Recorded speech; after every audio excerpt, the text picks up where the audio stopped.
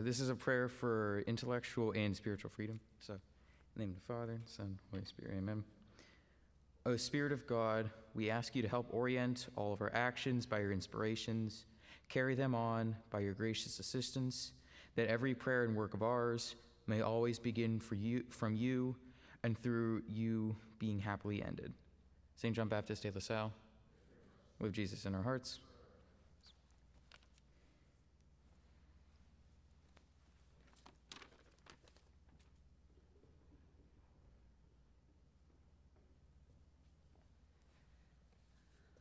Okay. Last night and the night before, we heard 11 wonderful presentations, and we look forward to the last 4 tonight, followed by Mr. Allen's closing remarks and farewell address, and finally, awards for exemplary work on the thesis. All the presentations so far have been a joy to hear. Tonight will not be an exception. They are the product of a lot of thoughtful work and mark the end of the seniors' journey into the Scholars Program here at Central Catholic. After tonight, these young men will be ready to go forth as scholars into the world, and we are confident they will continue to thrive and grow in beautiful ways. Congratulations, seniors, for staying the course and bringing your respective thesis projects to this point. Congratulations on seizing the opportunity to push yourselves intellectually, on challenging yourself to perform at this level.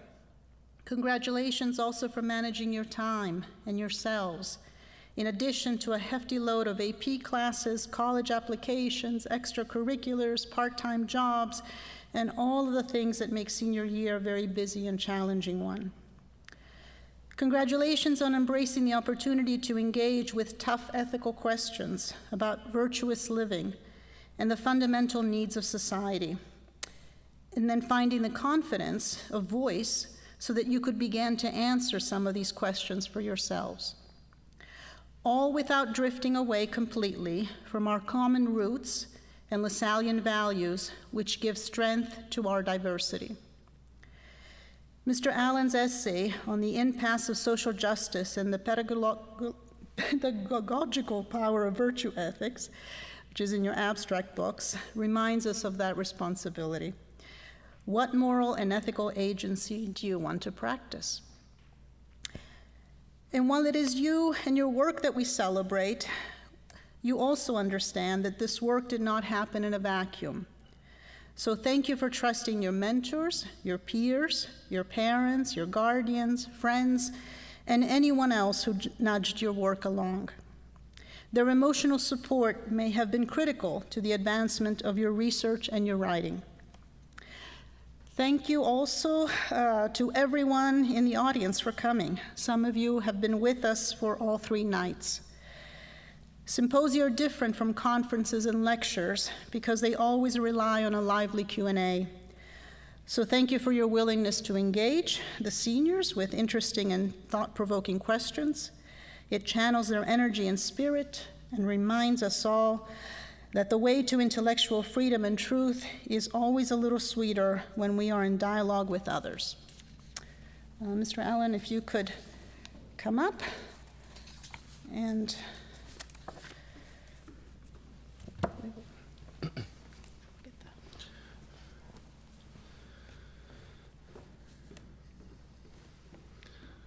So the Distinguished Mentor Award recognizes a second reader and a mentor who has effectively guided the senior thesis process through their expertise and in partnership with the student mentee, sustained by mutual respect and concern. This year's award it goes to Mr. Schweck. Nicholas Marshall said of Mr. Schweck that he has taken the time to meet with me many times this year about both my thesis and my personal development as a Catholic, and I'm very grateful for that gift. Mr. Schweck has also taken an active role in helping me prepare my presentations and expand my background knowledge on political science at large. In fact, one of my 2 primary sources, Liberty's surest guardian, was a recommendation from him, as he has met the author, Dr. Jeremy Surrey. I also think it is worth noting that he did all this and remained positive, even though I did not always keep myself on schedule. He has been grieving Brother Kevin and anticipating the arrival of his son, which has now happened. Come on up. Come on up.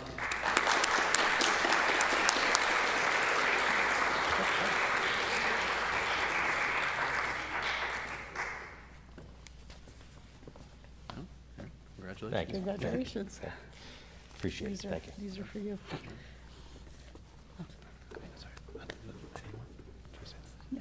Okay. Thanks again, Mr. Schweck, for making an impact on Nicholas, but also the program through your example, which was, I think, the first thesis advising that you did for the program, and it was an excellent work. Your expertise has helped to build an infrastructure of resources, and you kindle the fire when the project seemed to wane. It's a normal occurrence for all projects that span many months to go through a dark night of the soul kind of experience. We also wanted to recognize your positive disposition and dedication, which went a long way to make the thesis process work as it is intended to. Thank you again, and enjoy these from the senior class. All right.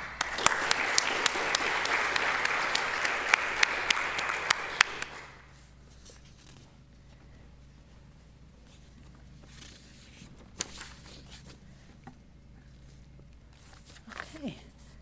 And I'd like to introduce our presenters for tonight. They are Nicholas Marshall, Gino Di Matteo, Christian Farles, and Matt Zagrocki. Nicholas Marshall has been accepted to Carnegie Mellon University, just on the other side of the football field here. Gino Di Matteo is going to Virginia Tech, Christian Farles to the University of Notre Dame, and Matt Zagrocki at Villanova University, the Catholic University here in Pennsylvania. Nicholas will be studying international relations and politics, Gino biomedical engineering, Christian computer science, and a minor in musical theater. He caught the bug for the stage after playing the lead in this year's musical. And Matt is going to study mechanical engineering. The little box next to the seal for Gino's university marks his acceptance into Virginia Tech's Honors College. So warmest congratulations to you, Gino, on this prestigious appointment.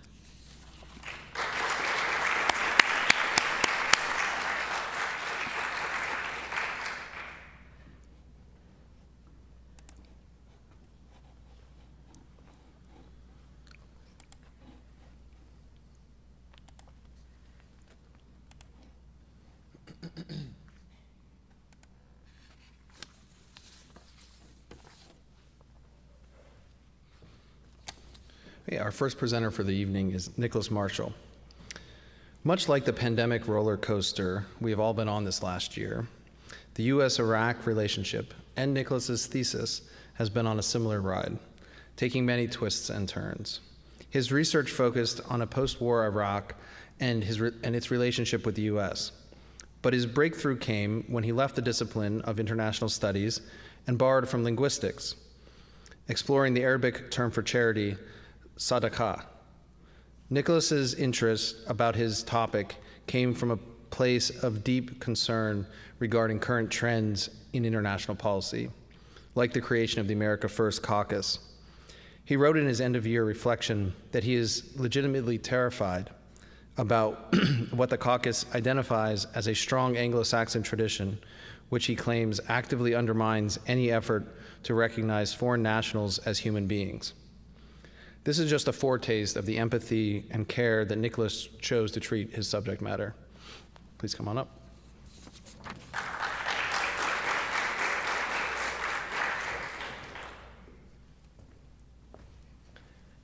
Hi, everyone. Thank you, Mr. Allen, for that introduction. I'm Nicholas Marshall, and I'm going to give my presentation on my thesis, Humanizing Foreign Policy, the Post-War U.S.-Iraq Relationship. So where do we start? Right? When we're talking about international relations, we have to have some sort of context. And for that context for my thesis, we're going to be talking about the Iraq War. I'm sure many of us in this room have some degree of familiarity with this war, as many of us either lived through it, as you know, it has been ongoing basically since many of our births, and since about half of us just lived through the entire thing. And we're at our age of reason to really witness it. And this was started under the Bush administration in response to a lot of Saddam Hussein's policies under Ba'athist Iraq and their government. And so what has happened is basically The United States has instituted a new Iraqi government, the Republic of Iraq, instead of Ba'athist Iraq. And so this has had a very big impact on Iraq itself and also on the US. So we're going to explore some of the most important impacts of that. First up is the human toll of the Iraq War. As you can see here, this is a pretty massive toll. 4,500 American lives lost over the course of 2003 to 2011, and over 200,000 Iraqi lives lost. This is actually, this image here that I have is the Iraq body count exhibit, which was done in 2008 to make the public in the United States more aware of the impact of the Iraq War. Here, this is at Oregon State University. Every single white flag that you see is an Iraqi life lost, and every single red flag is an American life lost. I think exhibits like this are very, very important for really recognizing how massive the impact of such a war is, especially when that war was based on a very loose sort of starting point. And so from 2003 to 2011, the country of Iraq lost 200,000 people, and we can talk about population percentages, and the population of Iraq around that time was 30 million people compared to the United States, which is over 300 million. To illustrate sort of what that would be if the US had suffered those casualties, that would be the equivalent of losing over 1.6 million American lives. And the worst part is that we have done the Iraq War, that's happened, we've gone through this, but at the same time we have this promise of friendship. And here I have the Arabic word, sadaqah, which means charity, which means friendship. It has a lot of meanings behind it. And so where does this promise of friendship come from? It comes from the Strategic Agreement, a bilateral treaty signed by the US and Iraq in 2008. And here I have the first point of the first section of this agreement. I'll read it aloud. A relationship of friendship and cooperation is based on mutual respect, recognized principles and norms of international law and fulfillment of international obligations, the principle of non-interference in internal affairs, and a rejection of the use of violence to settle disputes. And so we can see even just from this English text, there's a very, very large focus on peace, on pursuing friendship, on pursuing a lot of cooperation through various international relations means. And what's interesting is that thanks to this treaty being signed by both a Western country that's predominantly speaking English and a Middle Eastern country predominantly speaking Arabic, we have both an English to Arabic text, both of which are recognized as legally legitimate and authentic. And so from that Arabic text is where we get sadaq. This is the word used for friendship in this treaty. And so I cited, from Dr. Najar al-Jalad of the University of Cordoba in Spain, who is an Arabic studies professor. He defines sadaqah by the most important person after yourself is your friend. He also throws in that it's based on charity, it's based on genuine interest in the values and shared community of two people. And so it's really interesting that we apply this term, which is normally about interpersonal friendship and interpersonal on a very human scale relationships. We apply this to countries. We wouldn't think normally that a country would be able to see another country as a person, as a friend, but we have this promise. And so how have we treated that promise? Well, first we have to go through some of the failures of friendship that we've had over the course of the US-Iraq relationship over the last 50 years. First is Operation Desert Storm. This was the US, the United Kingdom, some other countries. We, with UN permission, we stopped the Iraqi annexation of Kuwait following some oil price changes. And then we have more bombings in 1998 that destroyed a significant amount of infrastructure in Iraq. And we also have the continued US military presence since 2003, first with the Iraq War from 2003 to 2011, and then with the war on ISIL-ISIS from 2013 to the present. And in last year even, there was a refusal to respect Iraqi sovereignty following or surrounding the assassination of the Iranian general Qasem Soleimani on Iraqi soil. This wouldn't have necessarily been a massive problem if it had been done on Iranian soil, or if this had been done in conjunction with the Iraqi government's consent. But this was a military action taken without the consent of the Iraqi people on their soil. And so what happened is the Iraqi government, the parliament, pretty much immediately voted to expel all US forces. But in response to that, instead of saying, okay, yes, we will go back to the Strategic Framework Agreement, we will see that we recognize that we have to have cooperation and friendship, we actually, under the Trump administration, Secretary of State Mike Pompeo pretty much immediately threatened to withhold $250 million of humanitarian aid. That's not military aid, that is aid going to protect and improve the lives of individual human beings in Iraq.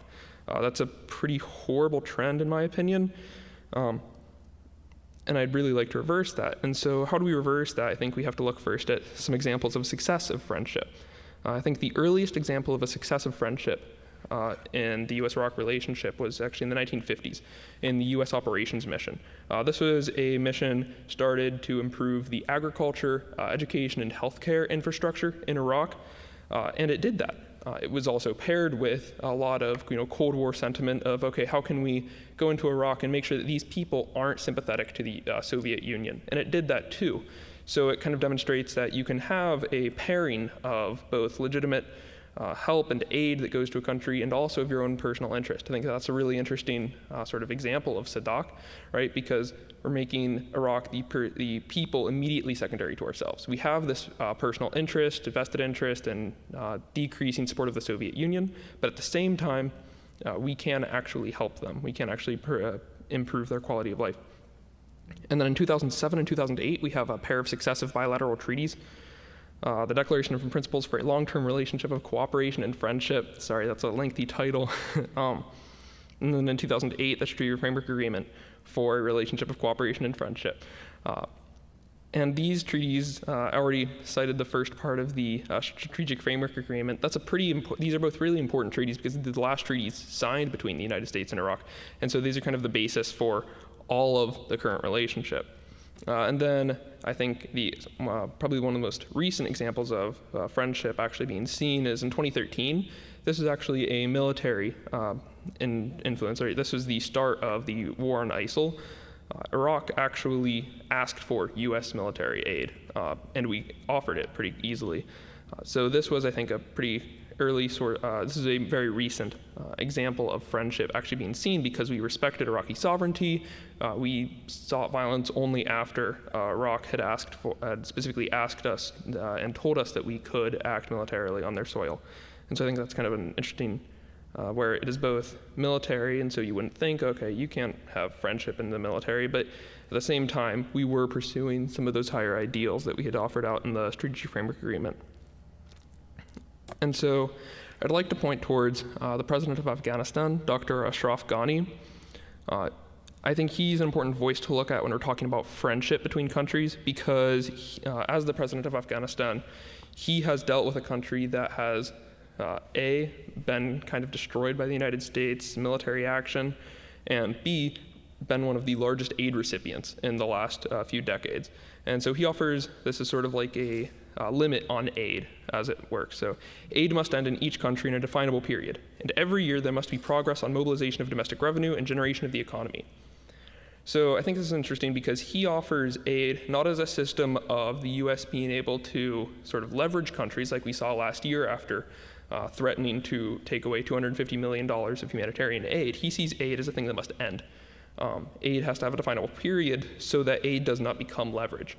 Aid needs to be able to support countries enough that they can become self-sustaining. And that's, I think, a really important goal for the future of the US-Iraq relationship. Next, we have Dr. Jeremy Siri of the University of Texas at Austin. He says, policy and purpose must connect. Nation building requires a disciplined focus on purpose. And so I think this is an American voice. Dr. Ashraf Ghani was a sort of Middle Eastern voice, and I think they work very well together because they're both calling for a unification of purpose and policy. They're both calling for policy guided towards a higher purpose that we see in the Strategic Framework Agreement and the Declaration of Principles.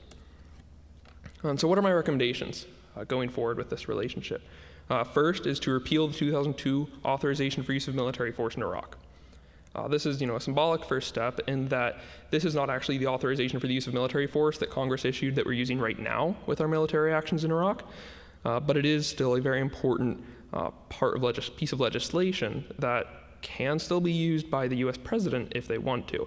And so this is part of, taking back some of the power from the executive branch, moving it into the legislative branch in terms of military control, and in showing the Iraqi parliament, especially right now, that we are willing to move away from military force as our first option. My second recommendation is to establish a sort of new U.S. operations mission, like we saw in the 1950s.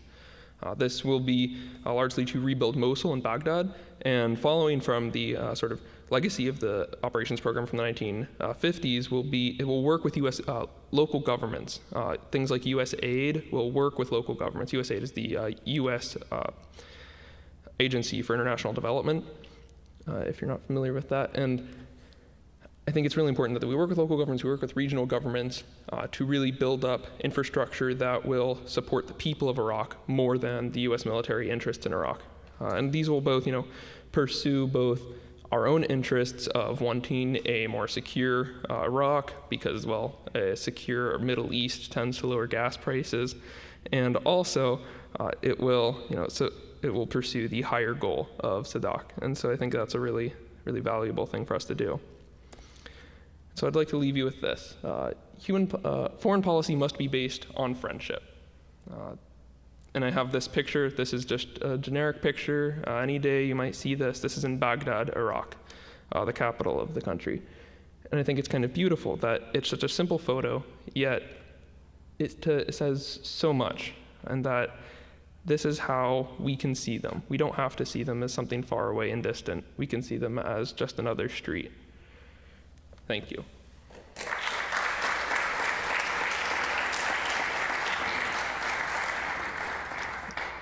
Right, as I've been doing for the last couple of nights, I'll be manning the live stream chat, and we'll also take questions from the room. So does anyone have a question to start? Yeah, go ahead, Jude. Nick, great job, by the way. I know we've talked about this throughout the year, but I really like this image. My question for you is, what is your ideal for U.S.-Iraqi friendship? What would it, not how you would reach it, but what would it look like?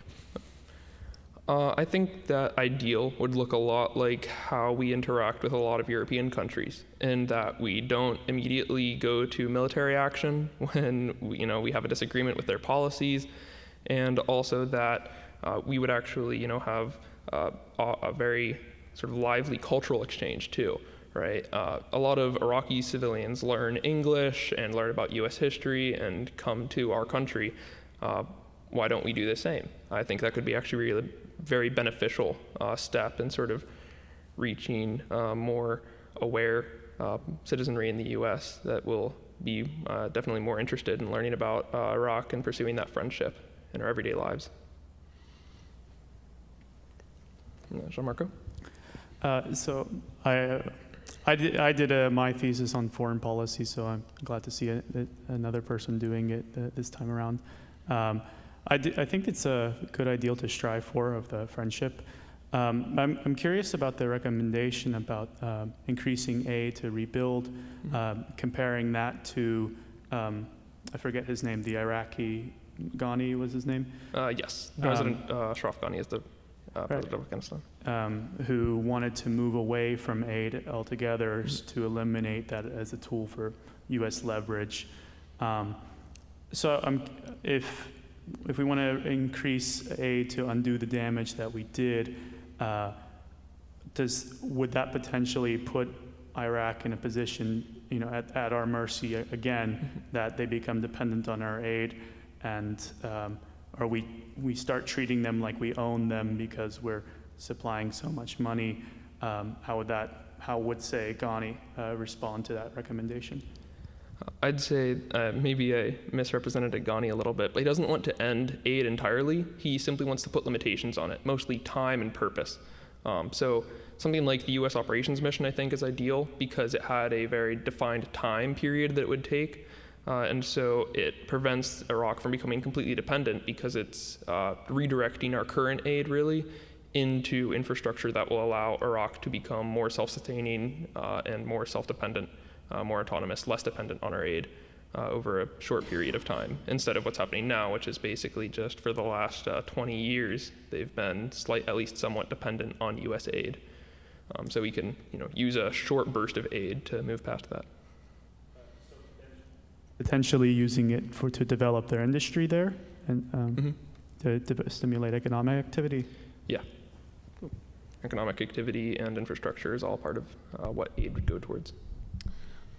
There's an online question, and then Kaleo, I think you have a question? Yeah, okay, so this is from Luke, and he's chiming in and he says, how do the effects and like the historical precedents of the Vietnam War, would you see any of that cultural effects and standards of military operating procedures? How does that play into our current actions in Iraq?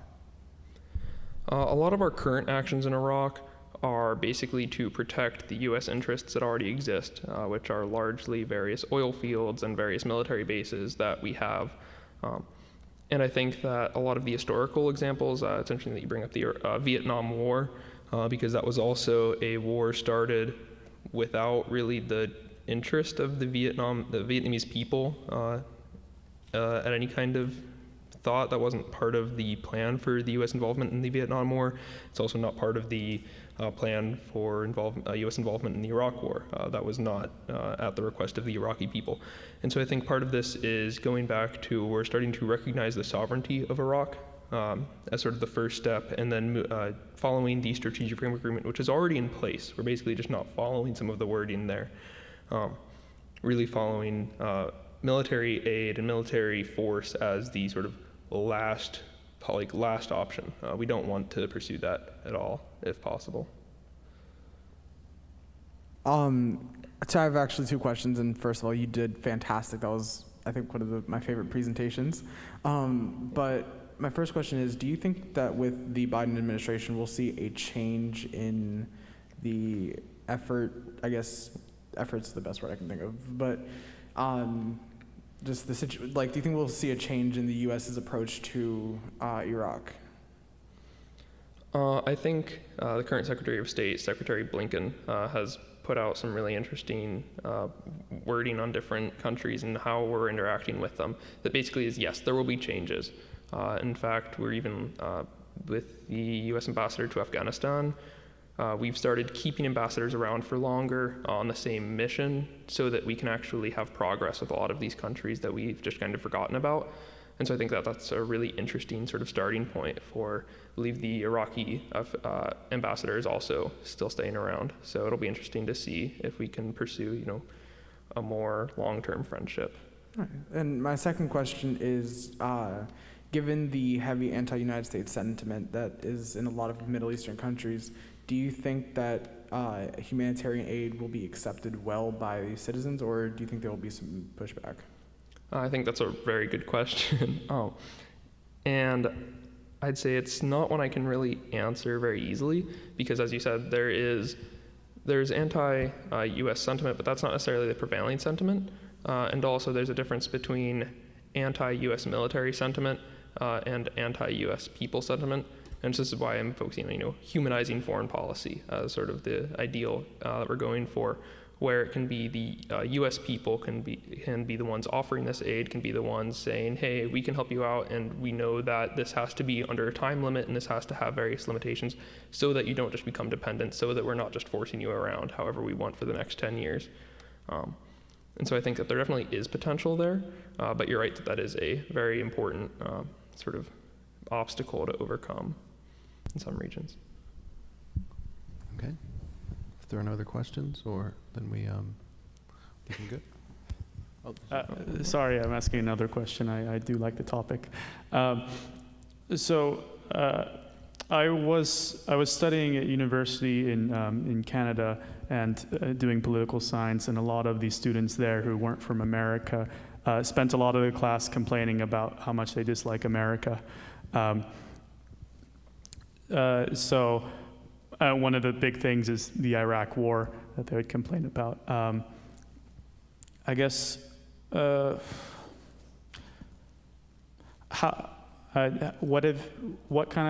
you come to any conclusions about how this served to affect the U.S. diplomatic reputation in the world, or how improving that reputation might be an incentive to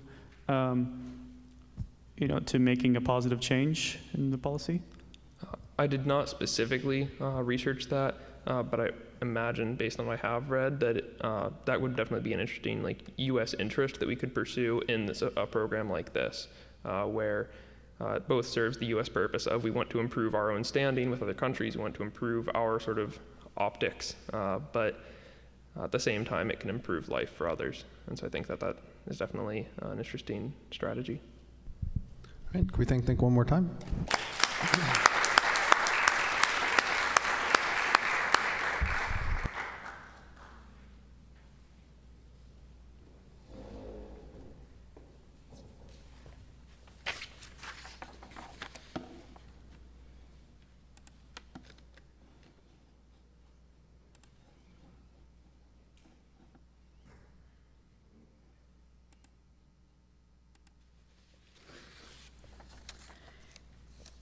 In the 1997 film Gattaca, a less than perfect man wants to travel to the stars.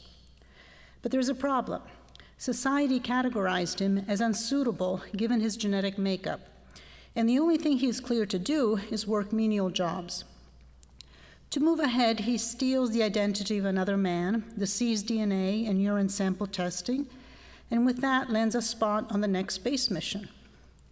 It's a sci film that Gino loves. He first watched it in one of Mr. Krotek's classes, because it asks us to think about whether human beings should be judged by the composition of their genome, present at birth, or by the attributes of personality and ambition that they choose and develop in this journey that we call life. Gino understands that the genetic scissors of CRISPR-Cas9 are here to stay. In 2020, when the Nobel Prize in Chemistry went to Emmanuel Charpentier and Jennifer Doudna, the scientists who developed the method for genome editing, the chair of the Nobel Committee had this to say: "There's enormous power in this genetic tool. Not only has it revolutionized basic science, but it will also lead to groundbreaking new medical treatments." In his thesis, Gino proposes a model where an interdisciplinary genetics and bioethics committee is brought together around a common language of giftedness, a concept that he will explain in his presentation, to meet the prospective medical needs of CRISPR-Cas9 patients without robbing them of the preciousness of what it means to be human.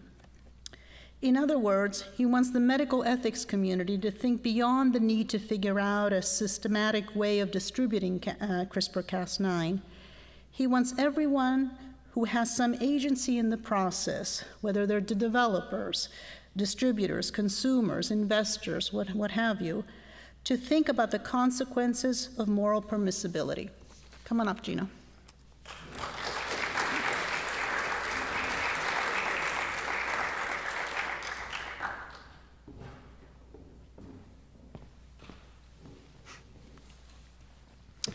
Thank you, Dr. Costa, for such a beautiful introduction, and thank you all for joining me. I'm excited and proud to present my thesis entitled "More Than the Sum of Your Genes, a Communitarian Response to the Neo-Eugenic Threat of CRISPR-Cas9 Biotechnology."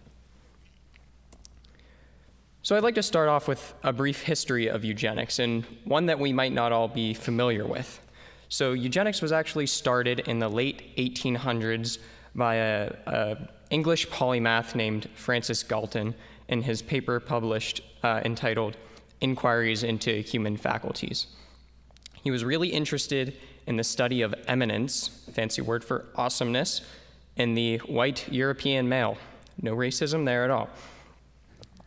So this field of eugenics can be described in this analogy of, in order for a tree to grow, one must prune its leaves. So the belief that in order for society to develop and continue to prosper, we have to eradicate the unfit and allow the fit people to continue on. And though this idea didn't really catch a lot of traction in England, it did spread to America. And this is what I don't think a lot of us are familiar with. In the picture you see here is the American Eugenics Society, and led by the Eugenics Record Office, a man by the name of Harry Laughlin wrote a paper entitled "Eugenical Sterilizations." So we were sterilizing a lot of people we deemed unfit, particularly criminals and people with psychological disorders.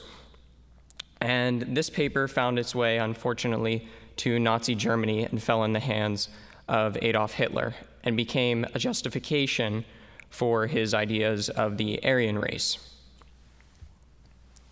So this gives us just a brief sort of overview and recognition of our past failures with these ideas of eugenics, and sort of informs where we are today with the potential for a new eugenic future, moving from sterilization eugenics to a type of genetic engineering eugenics. One harbingered by CRISPR-Cas9, the newest biotechnology that was discovered early on in this century by Emmanuel Charpentier and Jennifer Doudna. It was originally found during their research of bacteria and their immunological defenses against bacteriophages and other viruses. So CRISPR stands for Clustered Regularly Interspaced Short Palindromic Repeats. It's quite a mouthful, and Cas9 is the caspase 9 complex that you see there in that bluish color. And we realized that we can harvest this Cas9 complex and implement it with a new guide RNA that we synthetically engineer, and we can inject this into human cells, into the human body, and that can target a specific sequence of your DNA, splice it out, and then you can introduce a new donor sequence to alter your genome, alter your DNA. And there are so many possibilities that they seem nearly endless, that we see here human cells, zebrafish, bacteria cells, that the 2020 Nobel Peace Prize was awarded to Doudna and Charpentier for this epoch-making biotechnology. But we can't talk about eugenics without talking about genetic determinism, which is the idea that I am nothing more than the sum of my genes. And this is an idea that eugenics ultimately rests on, that we see in this graphic on the side, that if I believe that I am my genome, that myself equals my genetics, then moving on to the idea that CRISPR can make these perfect edits, we ultimately arrive at this idea that I can perfect myself with CRISPR. And this is really where we are today, and the problem that I addressed within my thesis. And the fact that it's become arguably black boxed, which is a term that a French sociologist named Bruno Latour introduces, causes this discussion to be shut off about genetic determinism. The fact that we are the sum of our genes has somewhat become codified within our society. And this is done primarily through the work of popular media, politics, and academia. And we just become sort of inundated with this idea that humanity is an object of perfection. So this is a video that I'd like to show you is a 2014 World Cup commercial by Nike. Flawed, 76% probability of missing the target. Reckless, 50% chance of failure. And this is not an acceptable way to arrive at training. Even the greatest players of our time make mistakes. They take too many risks. After all, they're only human. But what if they weren't? I give you the future of football, our clones. Flawless decision-making, guaranteed results. It's what the people want. Football just changed forever. So I watched this ad, being a big soccer fan myself, and asking myself, is this really what the people want? I mean, this dystopian future of flawless automatons running our world and ultimately sort of homogenizing our race as this perfect group of people creates this very scary future of what could happen with CRISPR. I don't want to be misunderstood as saying that CRISPR doesn't do any good. Absolutely, there are so many good things that can be done in terms of cancer research and other medicinal treatments, but whenever we cross the line of moral permissibility is where we need to start having these conversations about what should be allowed. And ultimately, I believe this is something that we need to sort of break down this debate and this like oftentimes impasse between science and philosophy. We always think of this as like a science versus philosophy, and I really want to challenge that in my thesis so that we can bring these two fields together. And sort of this spirit brought about by an Italian scientist. He says, "We live in a world in which scientific knowledge and new technologies continuously challenge our values. We all have to live our daily lives and make decisions based on the fundamental values of human dignity embedded in our civilization. Scientists are no exception. Rather, I am convinced that they have an obligation to make a special effort to contribute to this discussion, because they often have more information and more basic knowledge about the very issues that generate these ethical dilemmas." So I really resonate with the spirit of this scientist here and the idea that these two fields are inextricably bound to one another. And whenever we try and separate them from one another, we can't really have a true solution and a true way to move forward ethically with CRISPR. So in my attempts to try and find a way forward, I landed on a 1997 sci-fi film because I really believe that science fiction occupies this place between like hard science and the nitty-gritty facts of what CRISPR can and can't do, but also these theoretical questions and things that we would probably think of as this super dystopian future. And this is exactly what Gattaca does. By addressing questions of self-identification, asking who am I, what does it mean to be human, but also these questions about the consequences of genetic determinism that we see in this somewhat visceral image of this man being locked in by his DNA, frighteningly similar to this picture of Vincent Freeman portrayed by Ethan Hawke being somewhat locked in by his genome, and he cannot travel to the moon Titan. So Gattaca ultimately does this in a way that does not criticize the biotechnology itself, which is something that I really want to do, is not criticize CRISPR itself, acknowledging that there is a lot of good that can be done with CRISPR, but realizing that whenever we place a powerful biotechnology in the hands of the people in this free market capitalism, that it sort of leads to this soft eugenics that we did not see earlier. Earlier in the United States was called hard eugenics, where it was forced government compulsion, similar to Brave New World, if you're familiar with that. But now one where eugenics is being driven by the free market dynamics. So CRISPR is ultimately questioned in this way. And Gattaca does this through ultimately brings up two important points. First, saying that I am more than the sum of my genes, breaking down this idea of genetic determinism that we see with eugenics. And that Vincent, questioning the idea that if Vincent was his genes, how could he have risen to the top of the Gattaca Corporation if he didn't fundamentally change his genome? He only took another man, Eugene's, who's he has been edited with some type of gene editing system. How could Vincent rise to the top if he's still an invalid?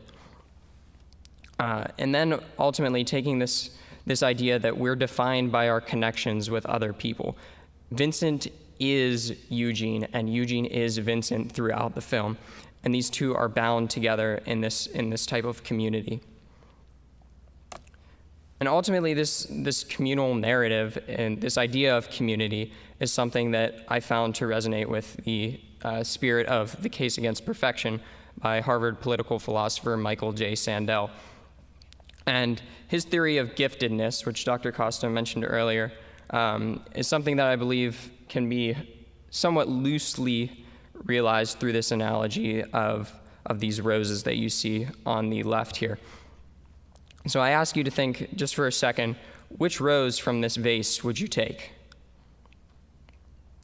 Maybe you'd take the red one, maybe you'd take the pink one on top, but I could probably bet that not many of you would take that bottom one that appears to be dying and decaying.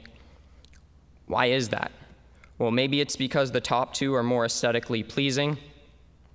But the fact of the matter is, we can't have the top two beautiful red and pink roses without having the bottom rose that appears to be dying or decaying. We can't realize the beauty of the top two without realizing the imperfection of the bottom. And this is something akin to what Sandel argues with his idea of giftedness, that we have this hyper-agency over our human nature, believing that we have the ability to mold ourselves with things like CRISPR, and really kind of arguing against the consequentialist, or not making such a consequentialist argument, but rather one about the fundamental problem with our realization of our human nature as an object for perfection. And he instead argues that we need to revere our gifts as something given to us by some higher power, whether that be God or nature or just fortune. And this can allow for that social solidarity that we're missing in light of CRISPR. We see in Gattaca this divide between the valids and the invalids. This is so similar to what we see in capitalism with the haves and have-nots. And whenever we realize that we can give our gifts up, realizing that they are not my own, and rather giving them up to this communitarian ethic, is what Sandel believes that we really need to pursue. So ultimately synthesizing the work of Gattaca and Sandel, I propose a recommendation that we need a bioethics committee that functions on 4 pillars, that being interdisciplinary, international, shared language, and integration. The first being interdisciplinary. We need the sides of science and philosophy to work together. International in a way that this is a global realization. We can't just have the United States making this bioethics committee, but then wealthy people can travel to Europe and then put themselves 2 steps ahead of poorer people who can't afford costly genetic engineering. Shared language being the language of giftedness that I spoke on earlier. And finally, integration within society, really allowing all of us to have our voice in this conversation instead of this being some esoteric discussion that only the greatest scientists and most intelligent philosophers have access to.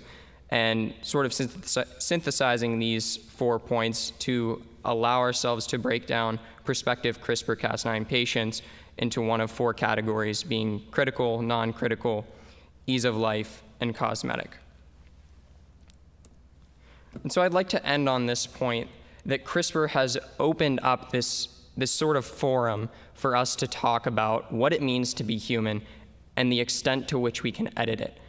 And to this forum, I'd like to invite all of us. It need not be an esoteric discussion, like I said, that is only accessed by the smartest philosophers and the smartest scientists. It's something that touches all of us deeply and something that I believe we all need to start discussing. Thank you.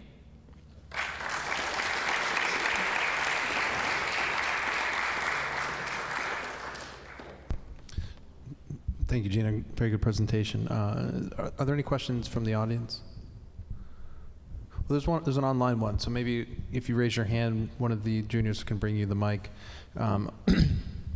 This is from Mr. Rooney. Again, yeah, he should work here. He has a lot of questions. He says, thanks for the presentation. I'm curious whether your research you considered the opinions of those who might be most directly impacted.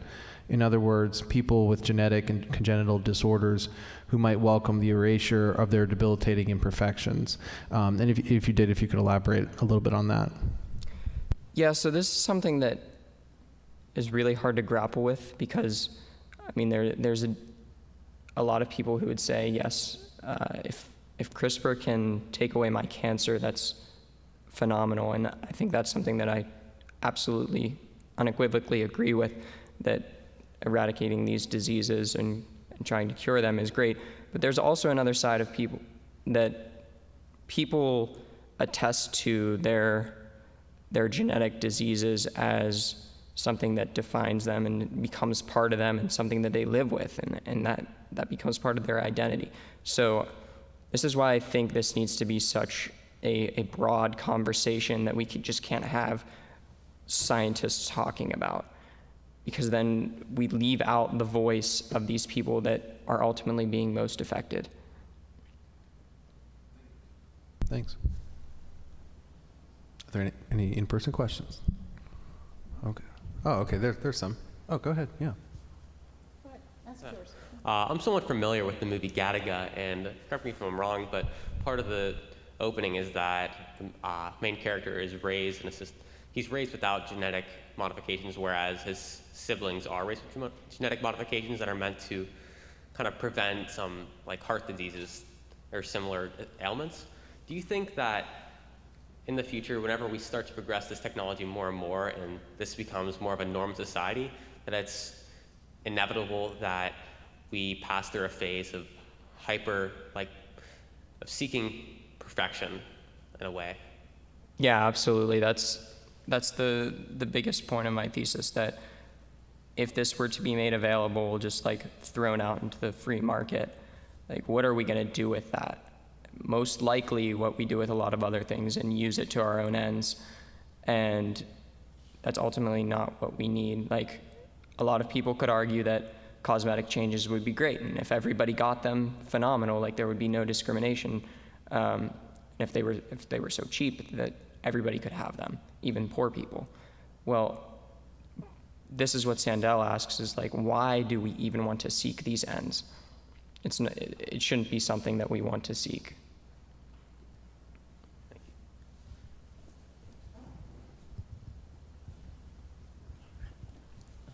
Good job, Gina. I really liked your presentation. I just wanted to ask about the panel thing that you bring up at the end. Like, is the goal of the whole panel, because you have like interdisciplinary, all these different factors, all these different people around the world, is the goal of it to get so many varied opinions that there's not going to be I'm trying to think, there's so many different opinions about whether or not what is going to be right way using CRISPR-Cas9, what's not going to be the right way. Is there supposed to be one common end that we're supposed to be getting through all those interdisciplinary people that you're talking about? Or is there going to be so many different paths that we can take? So if I'm understanding your question, you can imagine this super interdisciplinary environment where scientists just disagree with philosophers in a lot of ways, and we really don't have any end.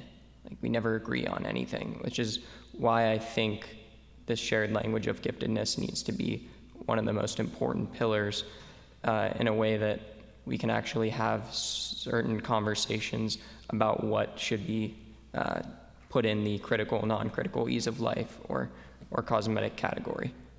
Does that answer your question? Yeah, it does. Okay, yeah, Gino. So in the past 3 years, CRISPR's been in the news quite often, at least in terms of science topic. And one story that comes to mind is of a Chinese scientist who I believe edited 2 human embryos to be immune to HIV, and there was a massive backlash to this in the scientific community. Does this kind of backlash make you optimistic that the Gattaca-style dystopia that you talked about may just not happen, that we may be responsible enough? Yeah, absolutely. Jennifer Doudna herself, she wrote a book called A Crack in Creation, where the spirit of her writing really resonates with my bioethics committee a lot, in the way that she's very aware of the power that she's created. She's had dreams of Hitler having access to CRISPR. So she's very cognizant of what her technology can do. She's made a lot of initiatives to allow it to be used for good. So yeah, that backlash against the, I don't remember his last name, nor could I pronounce it. But yeah, definitely very encouraging to see that in the way that the scientific community kind of gathered around this, not necessarily a moratorium, but the idea that is wrong and we shouldn't be doing that yet.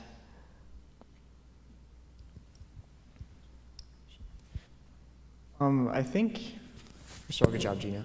But I think that like a theme of the symposium a lot has been going on, like this relationship between market and perfection that you're talking about. We've got gentrification with Kaleo and soccer with Pierce and things like that. And I keep thinking that like we use the market as like this cop out to sweep tough things under the rug. And I'm wondering, do you think that a lot of people are starting to see CRISPR as this cop out for tough moral like discussion? Like we're already starting to look at it as this way. Like we don't have to think about tough things anymore. We can just fix people.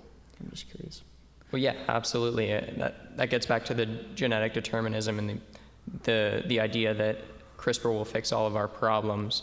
And we see something bad and we can just edit that out of our genome and all things will be fine and dandy. So that's really the ultimate problem, is like whenever we implement these in the market economy, that they get into the hands of whatever the dynamic of society would choose.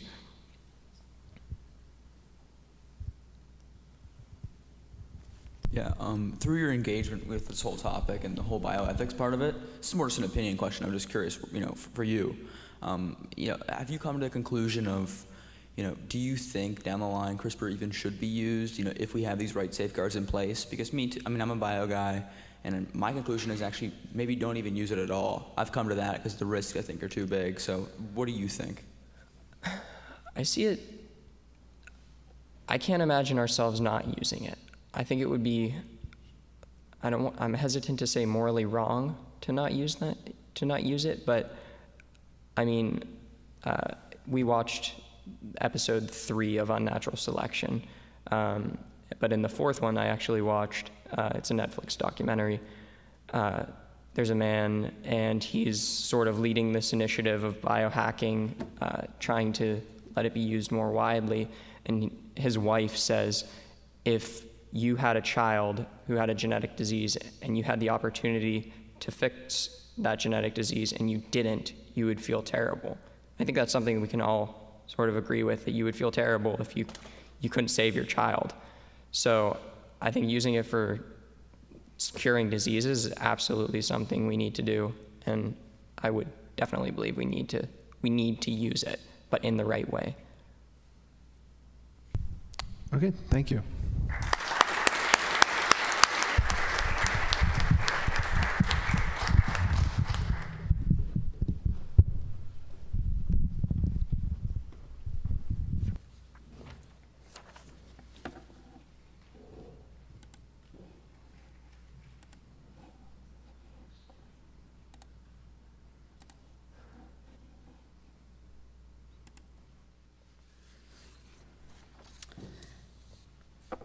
If there's a prize to be had for the most cleverly packaged recommendation, Christian Farles would surely win this prize, because not only did he invent the protocol for his thesis, but he also named it. It's called the Farles factor, and wittingly so. If there's an intellectual property attorney somewhere in our audience, Christian may want to make an appointment with you and talk trademarks, pro bono, of course. Algorithms have begun to encroach on tasks traditionally reserved for human judgment at record speed in recent years. They're increasingly capable of performing well, even in novel and difficult tasks, because of their artificial intelligence. People today rely more and more on algorithm advice relative to matters of social media, as we learned also from Tom's presentation yesterday, college admission processes, security, facial recognition, and all sorts of situations. These are all scenarios that Christian discusses in his thesis. Algorithms are, without exaggeration, one of the most potent forces affecting individual decision-making today. In his end-of-the-year reflection, Christian recounts the story of how one day his father burst into his room with a hand-drawn diagram of how algorithmic processes work in an input and output fashion. Christian could not stop thinking about the biases around that process and has not stopped thinking about them. Having spent a lot of time in a space that he calls somewhere between the sciences and humanities, he is particularly interested in making distinctions between the human qualities that algorithms can and cannot replicate. Christian, come on up.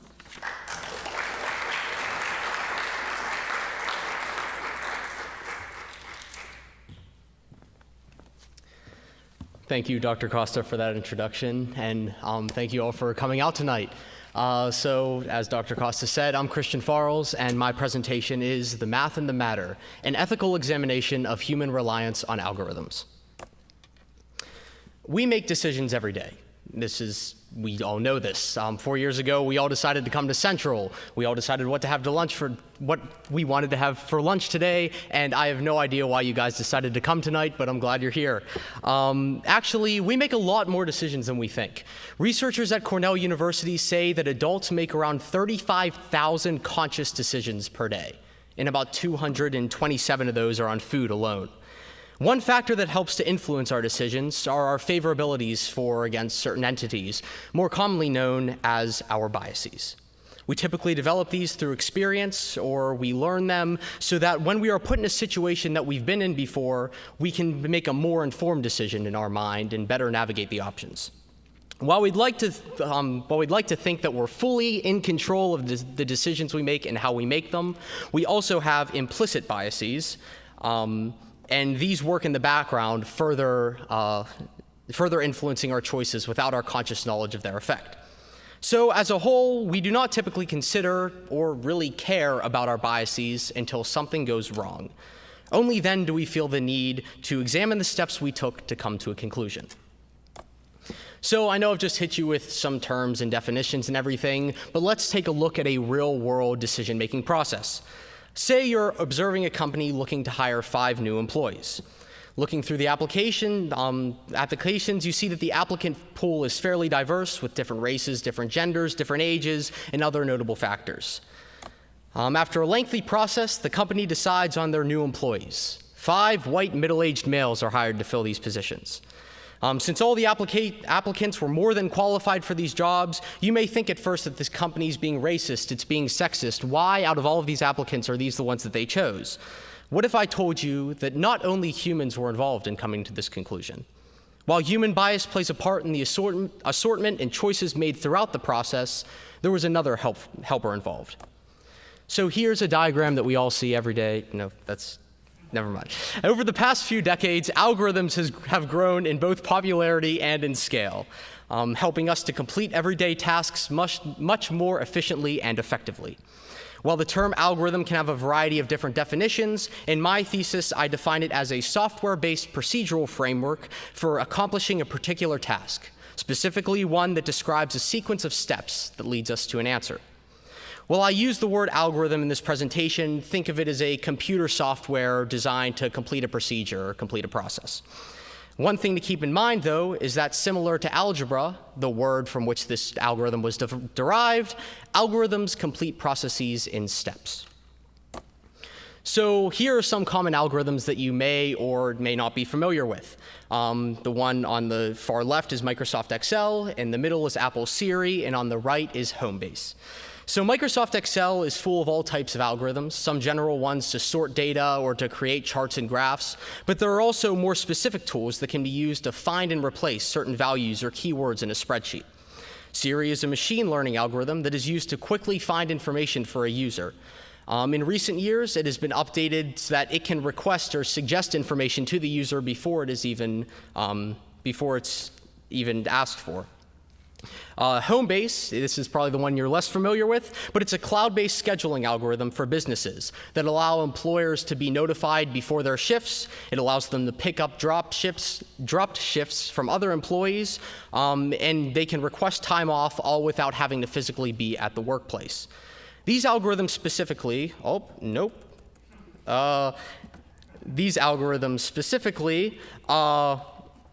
are useful as they eliminate the old school pencil and paper method of computing data and instead allow computers to crunch the numbers and do the busy work, returning only the data that the user desires. When algorithms work flawlessly, it's hard not to love them, but sometimes this isn't the case. While we often think of algorithms as objective, since their processes are not influenced by human emotion or any other pressures, there has been a recent surge in occurrences of algorithmic biases, negatively framing their users. While I take a deeper dive into the different types of algorithmic biases in my thesis, we're going to put them into the same overarching category for this presentation. As you may assume from their name, algorithmic biases Algorithmic biases are issues within algorithms that cause them to prefer certain data over others. Some of the biases seen in the headlines shown here are dealing with race and gender. These are obviously the issues that media decides to highlight, but algorithmic bias can arise in various forms. I'm going to give you two examples. So you might see up here there are a couple things dealing with facial recognition. There have been a few instances in which certain facial recognition softwares have not been able to tell African American faces apart. This is because the training data used to train these algorithms were primarily white faces, and they focused on certain facial features that were different between the white faces but might be similar between those of other minorities. So another example, though, which is much less serious, is there was another identifying algorithm was identifying someone holding an apple as someone holding a fish, because whenever it was trained, it was using pictures of people holding fish to determine fish. It saw the hand in the photo, and they thought, oh, it's a hand holding something. It must be a fish, when actually it was an apple. So the two questions that we have right now are how can we eliminate algorithmic bias, and how can we identify and examine our own biases in decision-making processes? Now, whenever you're thinking back to the hiring situation from earlier, now that we've talked about algorithmic bias, you may think that maybe this wasn't fully the employer's fault. First, we need to understand that bias is not always bad. At least in my thesis, the way that I frame bias is it's just a preference between one thing or another, even though the word typically has a negative connotation associated with it. Now, you may realize that decisions themselves are biases if you're choosing one thing over another. And that being said, we must not try to eliminate all biases from processes. This would just be a random choice, which in most cases isn't very practical. But we must attempt to eliminate only those that negatively influence the decisions. Biases that are important to our decisions, though, should be recognized so that we can come to better conclusions. So some algorithms are created with certain biases in mind. If an algorithm is created to sort words alphabetically, for example, A must be given a higher value than B, which must be given a higher value than C, so the algorithm knows how to sort these. If it wasn't aware of which were favorable and which weren't, it would just never be able to sort the words because it has no idea which is higher in value and which is lower. Algorithmic biases may be unintentional in situations simply similar to the hiring algorithm we talked about earlier.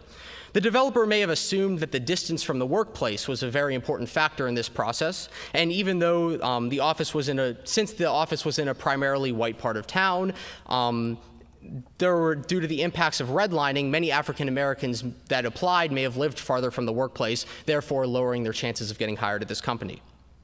Now that we fully understand algorithmic bias and its present in certain systems, we can approach the two questions we asked earlier.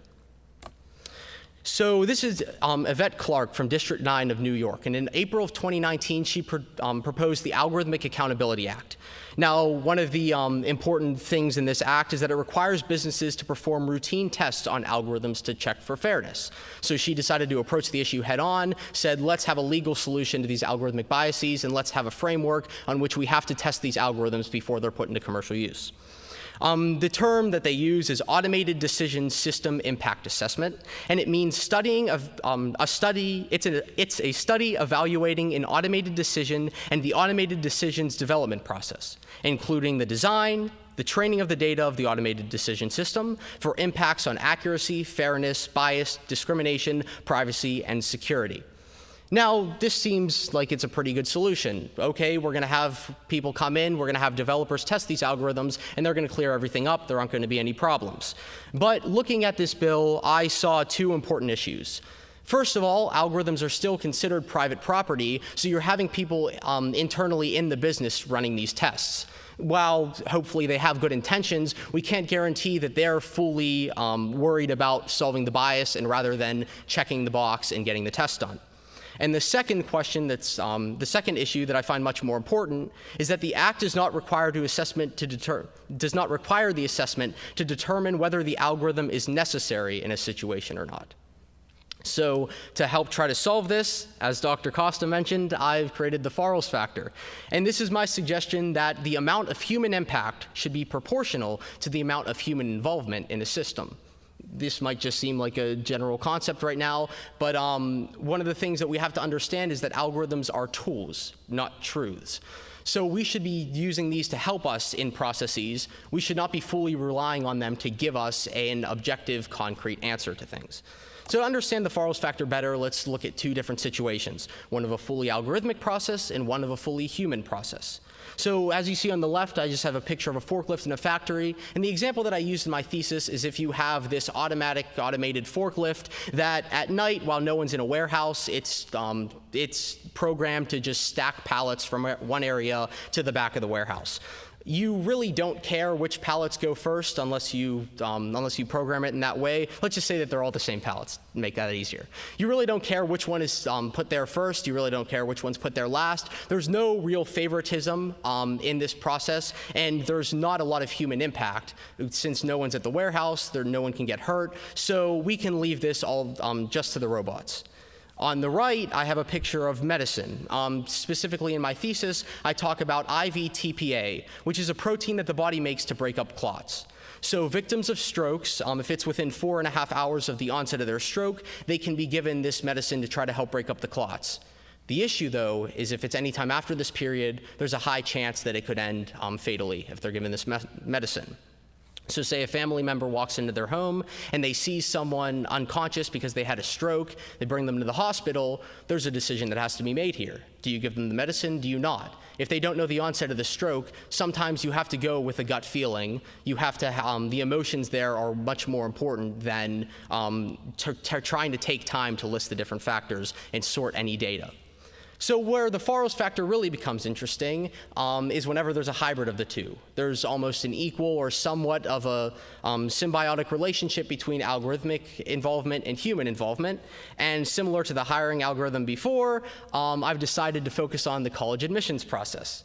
So this, I use this in my thesis because I go much more in depth on the different factors that influence a college decision and how these can be divided up between algorithmic and human authority. So considering the Farrell's factor, we should ideally have some of these processes managed by humans and other by algorithms. We should decide which factor is best suited for which entity based on their purpose in the system as a whole. So if these are 6 factors that I've listed here, I think I use 13 or 14 that I examine in my thesis on their importance in making a decision as an admissions officer, or what I assume or hope that an admissions officer would think, and how they play and where they should fit based off of their standing in the process. So from the Farrell's factor, I do not have any mathematical equation to say that there should be this many just strictly human, this many strictly algorithmic, but based off of their specific roles, as I've said, I've been able to determine which processes should be computed by algorithms and what should be strictly human, decided by humans. So algorithms are typically used to sort, or in this case, they should be. GPA and standardized testing is data that use numerical values. They're on a scale, and legacy status can be a Boolean or a true and false, easy binary decision. In terms of activities or work experience, essays and interviews, though, from what I assume that a college admissions officer thinks is that they're looking at these to try to understand who this applicant is. They're trying to see what are they involved in. The essays can tell them a little bit about their personal life, and the interviews can really show who they are as a person. So even though GPA and standardized testing, these scales are not perfect, far from it, they are a generally used scale by colleges to try to sort students academically. And even though that they're sorted, even though the algorithms can sort these sort this data, college admissions from my research typically have fairly low thresholds. So it's not like it's not like for a very selective school, it's at such a high threshold that it's only taking people from one number. So after that this data is sorted, humans still have to come into the process to analyze this data. GPA, for example, I know that we use a 5 or 6 point scale here at Central. Other schools use a 4-point scale, and course rigor can differ between schools as well. Say you're taking Dr. Bellardi's AP chemistry class here, your grade is primarily consists of test grades and lab grades, but if you go to a different school around here, their grade for AP Chemistry might be fully based off of just assignments for completion. So they might have a boost to their grade that we might not have here, or vice versa, depending on the class. So even though we have numerical data for some of these scales, we still have to analyze how does this data fit into the system as a whole, and how can we value this data. So in terms of my implementation, Partnership on AI is a nonprofit company led by the heads of a lot of big tech companies, and its primary focus is education on artificial intelligence and the ethics of algorithms and technology.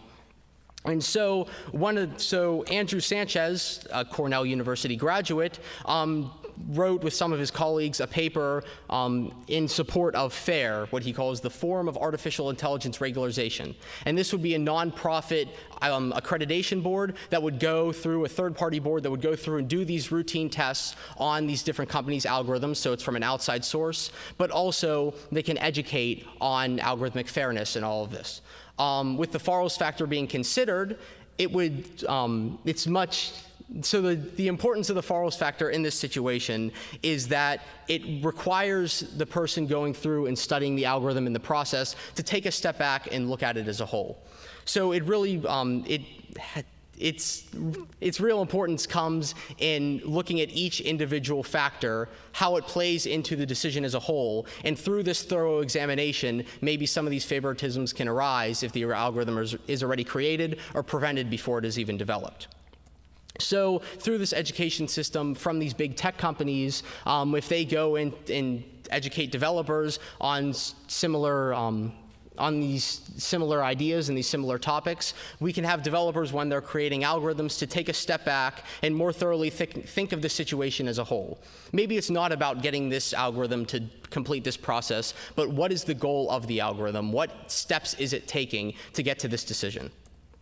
So when it comes to removing bias, impact assessments require a thorough look of how decisions are being made, and it's much more effective at identifying bias if we have these assessments to go through and test if bias exists. Consideration of the Farrell's factor requires those testing the algorithm to think of the algorithm in the context of the choice. By forcing an understanding of someone's role in a situation, the unnecessary information can be identified much easier. So to conclude, we need to hold algorithms accountable. I think we can all agree on this.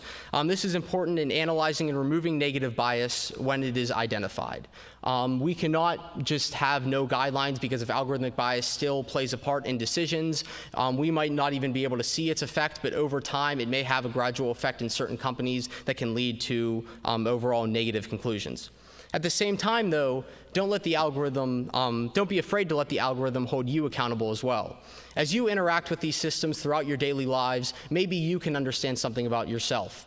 As I said earlier, Siri is now so evolved that it can suggest things for you. Every time on a Friday I'm leaving school, the first thing that pops up is the directions to get to work, because it's learned that typically after school I go from location A to location B. Maybe by using algorithms effectively as tools, we can help correct their negative biases, and they can help us reveal our own biases, so that we may make be better decision makers, and make overall more thoughtful decisions. Thank you.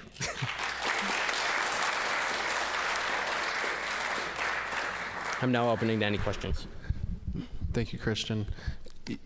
While we're getting the mics to the people in the room, you have one from your second reader online, Mr. Rooney.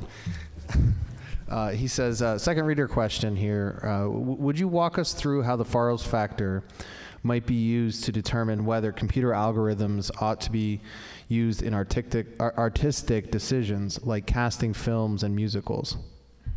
Ooh. Yeah, that's something I've never thought about. So,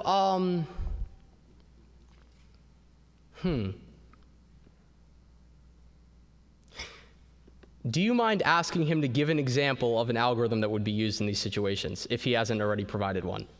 There's a delay, so I'm going to have to text. I was going to say. So you might have to wait. Maybe we can answer. Are there any questions from the room? Go ahead, Tom. So, my whole entire thesis focuses on like social media and I focus on one part on how algorithms are used by these companies to incentivize their profit. Mm-hmm.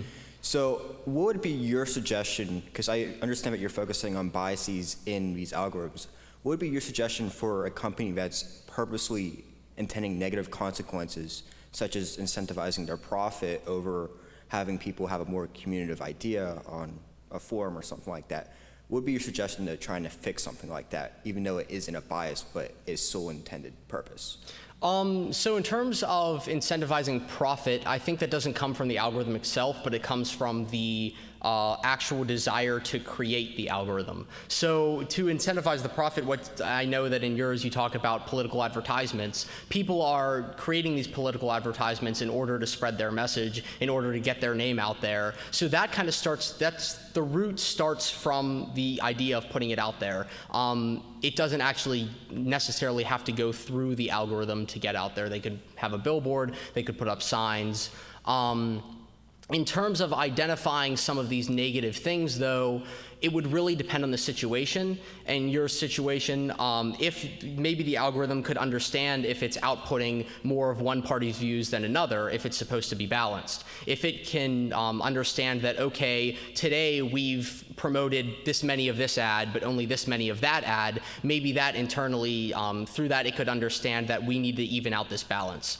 In terms of its negative consequences, though, it would be on the developer through these assessments and understanding what the process is to determine, okay, what is bad, what are we looking for, and through that, it can help regulate. Okay, the qualification here, perhaps from Mr. Rooney, he says, what about a casting decision that pits a known money-making headliner versus an untested but talented newcomer? Okay.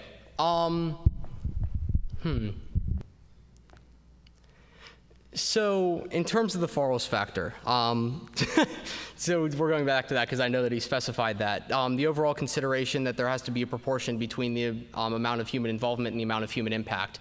In casting specifically, this is an interesting situation simply because I'm not sure how much casting is performed with algorithms. Whenever you're looking for a character, when you're looking for someone to play a part, I at least haven't heard of any AI recognition that tracks someone to see what their body movement is. It's really up to the directors. It's up to their decision on, do I like the way this person performs or do I like the way that person performs? Unless there was an algorithm, so if there was an algorithm created for casting in this way, I don't think it would have to balance the human impact between the newcomer or the star, because the decision is fully made on the human. The algorithm would have to be significant enough to be a part of this situation. And as I said in the Farrell's factor being added into the Algorithmic Accountability Act, it would have to, the question there would be, is this algorithm really necessary for the situation, which in this case, no. So to conclude whatever just came out of my mouth, the Farrell's factor would not have a direct part to play in deciding whether the algorithm is necessary for the situation or not. If there was an algorithm involved, though, you may be able to use it to analyze how much of a balance there has to be between the two entities. Thank you.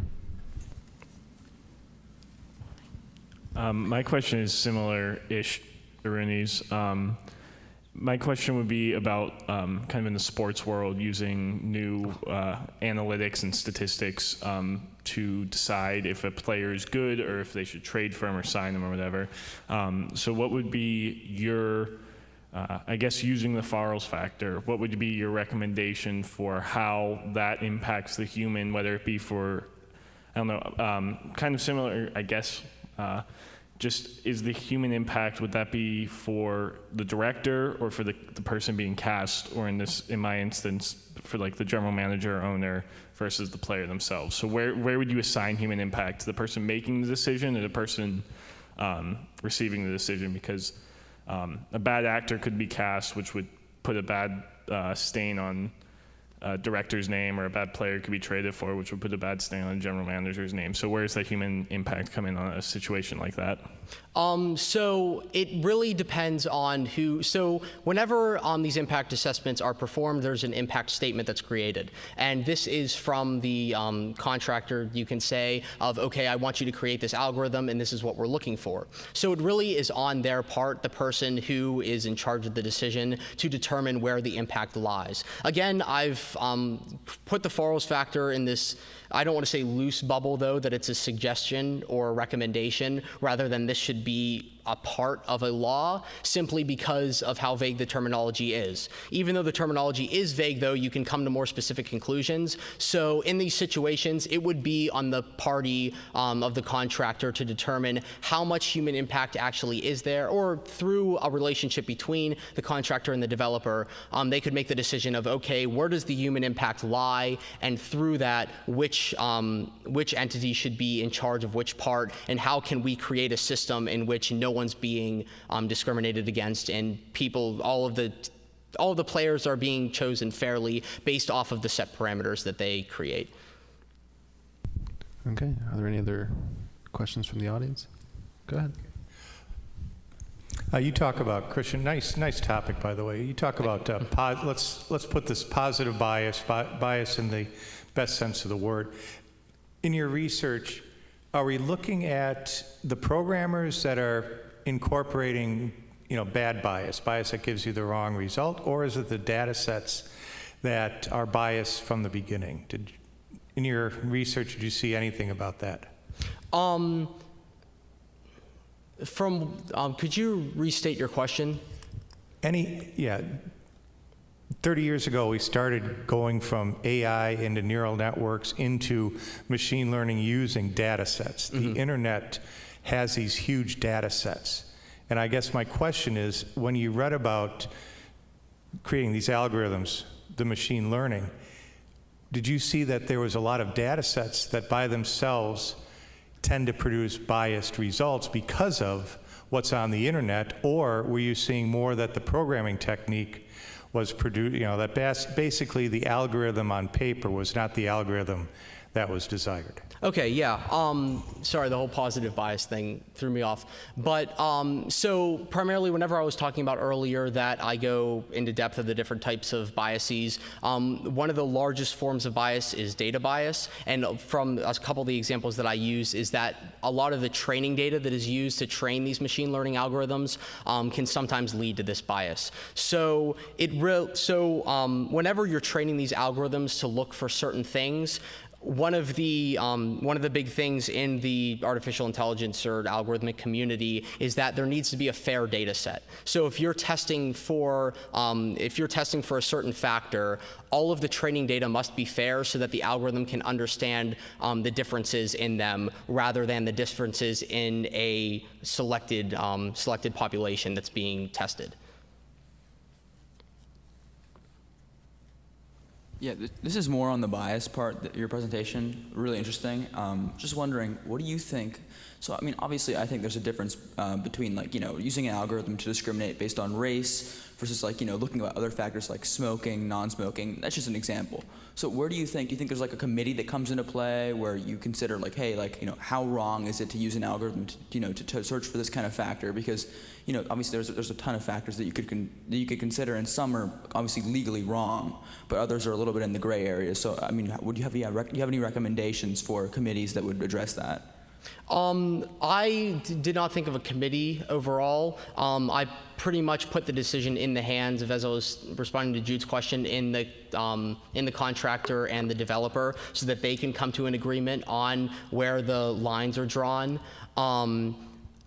In terms of an overarching community or committee, I didn't really think of that, simply because I don't think you can make a grand set of rules that can apply to each individual thing due to how varied algorithms can be. You can use algorithms to do so many tasks that putting a distinct set of rules for what is fair or anything that's kind of that can get you off track a little bit. Actually, in my thesis, the way that I define fairness, because I talk about bias, and so I must define fairness, is that there are already legal definitions in place for bias or discrimination or fairness. So we need to hold algorithms accountable to these same definitions that we hold humans accountable, and through there we can understand, okay, is there an issue in this system?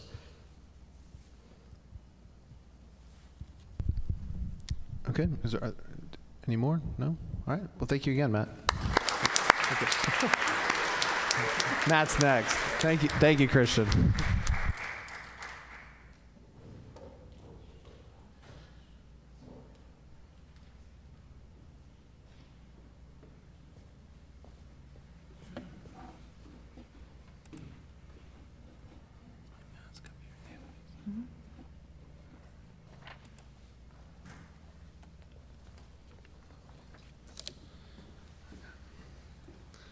So here's Matt, sorry. Matt Zagaraki is our next presenter. And if you've ever eaten a donut in front of Matt Zagaraki, your chewing was no doubt met with stares of judgment and derision.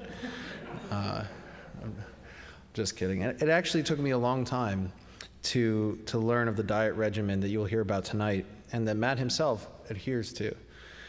Matt's thesis rigorously explores the detrimental health effects brought about by the American diet and advocates recommendations for changing the way that Americans eat.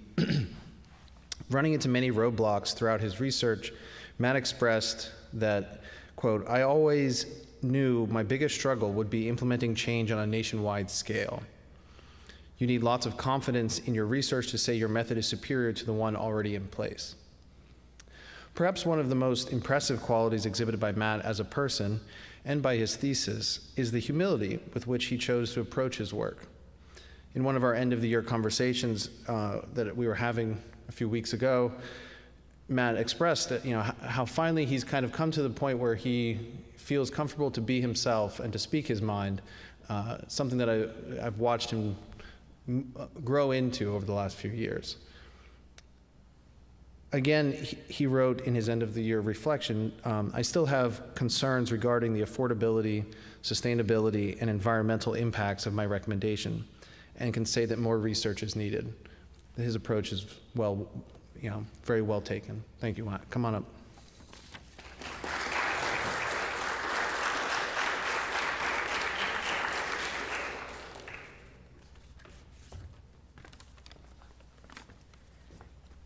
I noticed you drinking that Coca-Cola there, Mr. Allen.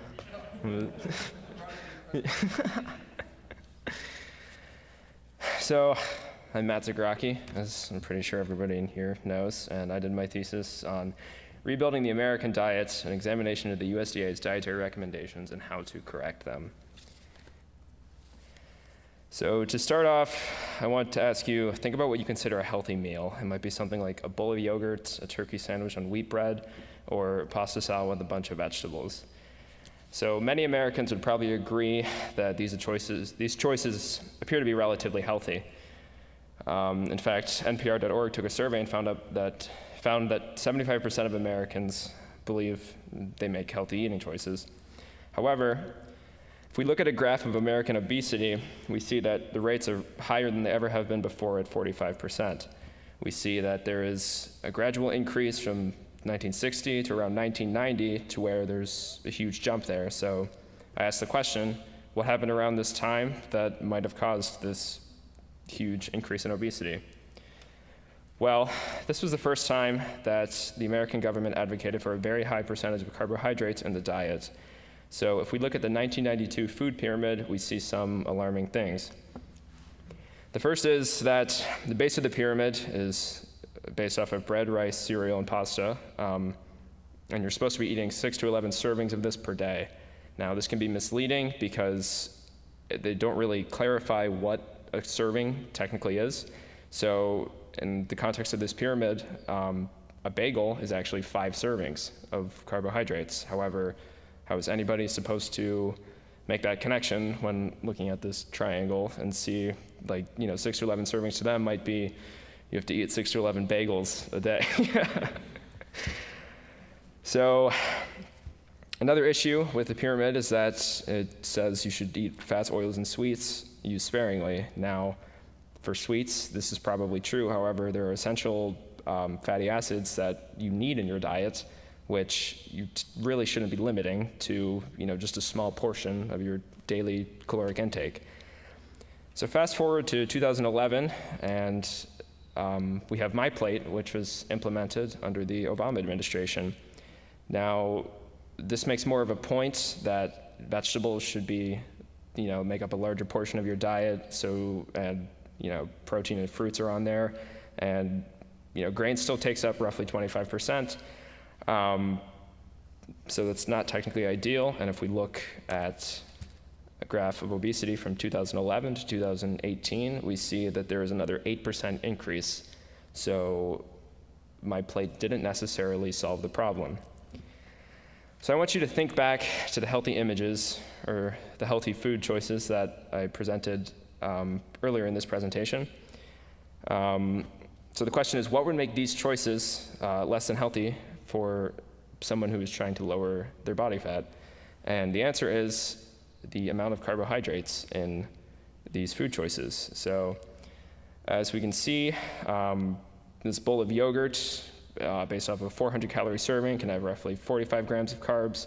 A sandwich has about 60, and this pasta has about 55. So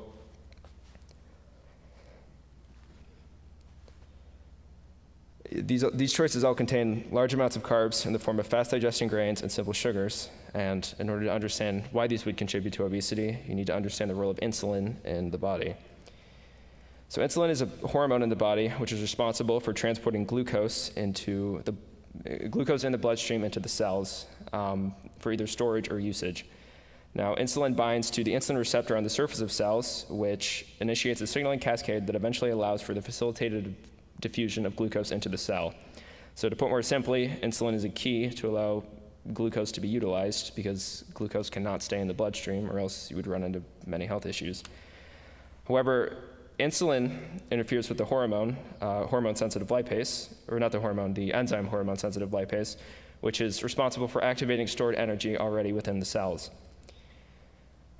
So in the presence of insulin, hormone-sensitive lipase cannot do its job and cannot utilize already stored energy that the body already has. So instead, the body requires more glucose because, if you can't use the energy that you already have stored and, you already used up the glucose in the bloodstream, you're gonna end up craving more food. And this can lead to, lots of, feelings of hunger and excessive weight gain if you delve into this, day after day. So I made this diagram to sort of better visualize what exactly is going on here. So glucose in the presence of insulin is allowed to be transported into the cell. However, hormone-sensitive lipase in the presence of insulin is not able to utilize the storage that is already there. So the question then is, how are we capable of accessing this available energy already within our bodies? Well, you have to lower the amount of insulin which is in your bloodstream, which is done by eating a lower percentage of carbohydrates. So here's a graph of insulin's response to the three macronutrients: proteins, carbs, and fats. As you can see, carbohydrates produce nearly twice the amount of an insulin response as protein did, and nearly 3 times the amount of fats. Now, if you constantly have the need to have glucose in your bloodstream, or have insulin in your bloodstream to remove the glucose, this can eventually cause a desensitization, or I can't say this word. It desensitizes the blood, or your body, so you end up needing more insulin to achieve the same function that you had before. So my answer is to lower the amount of carbohydrates of food in the diets and limit the daily intake, and replace that carbohydrates would with fats and proteins. So my proposed solution is to create a government agency that oversees American nutritional guidance, obesity prevention, and obesity treatment, and have that agency advocate for a low percentage of carbs in the diet.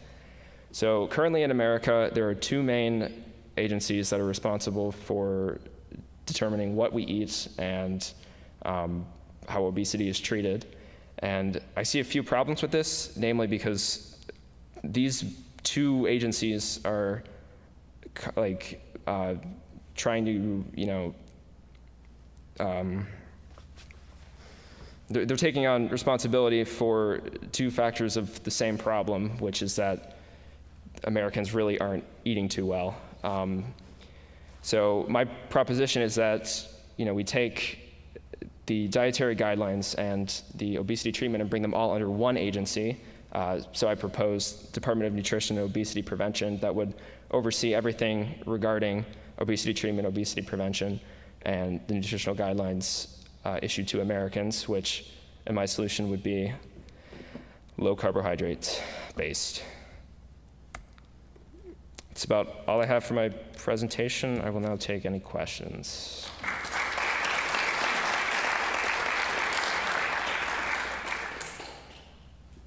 Thank you, Matt. Anyone like to start us off? Jude, is that you? Anyone in the back? Matt, I have two questions for you. The first is a little bit simpler. Would the Department of Nutrition be like a cabinet department, or would that be kind of more similar to bureaucracy with the USDA or the CDC?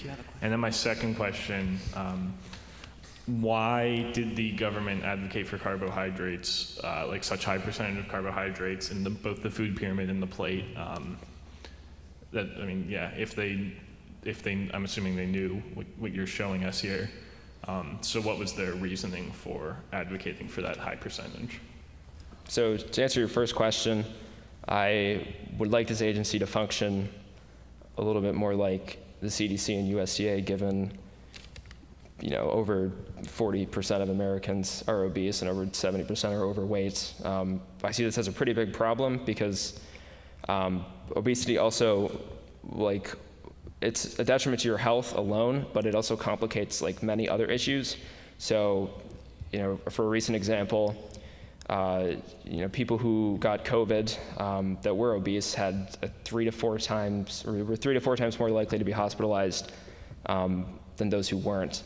So, as I see this as obesity is such a threat to national health, I believe it should be treated, similar to, or this, I believe that this agency should be treated to how the USDA and the CDC function.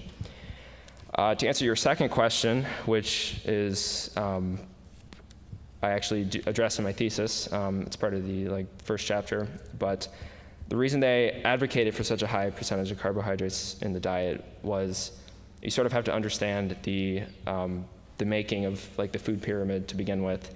So in the late 80s, you had a group of scientists that were tasked with making a recommendation that they thought would be the most ideal for the human diet. And they sent their recommendation off to the USDA to be published. However, that was not the same one in the food pyramid that was shown.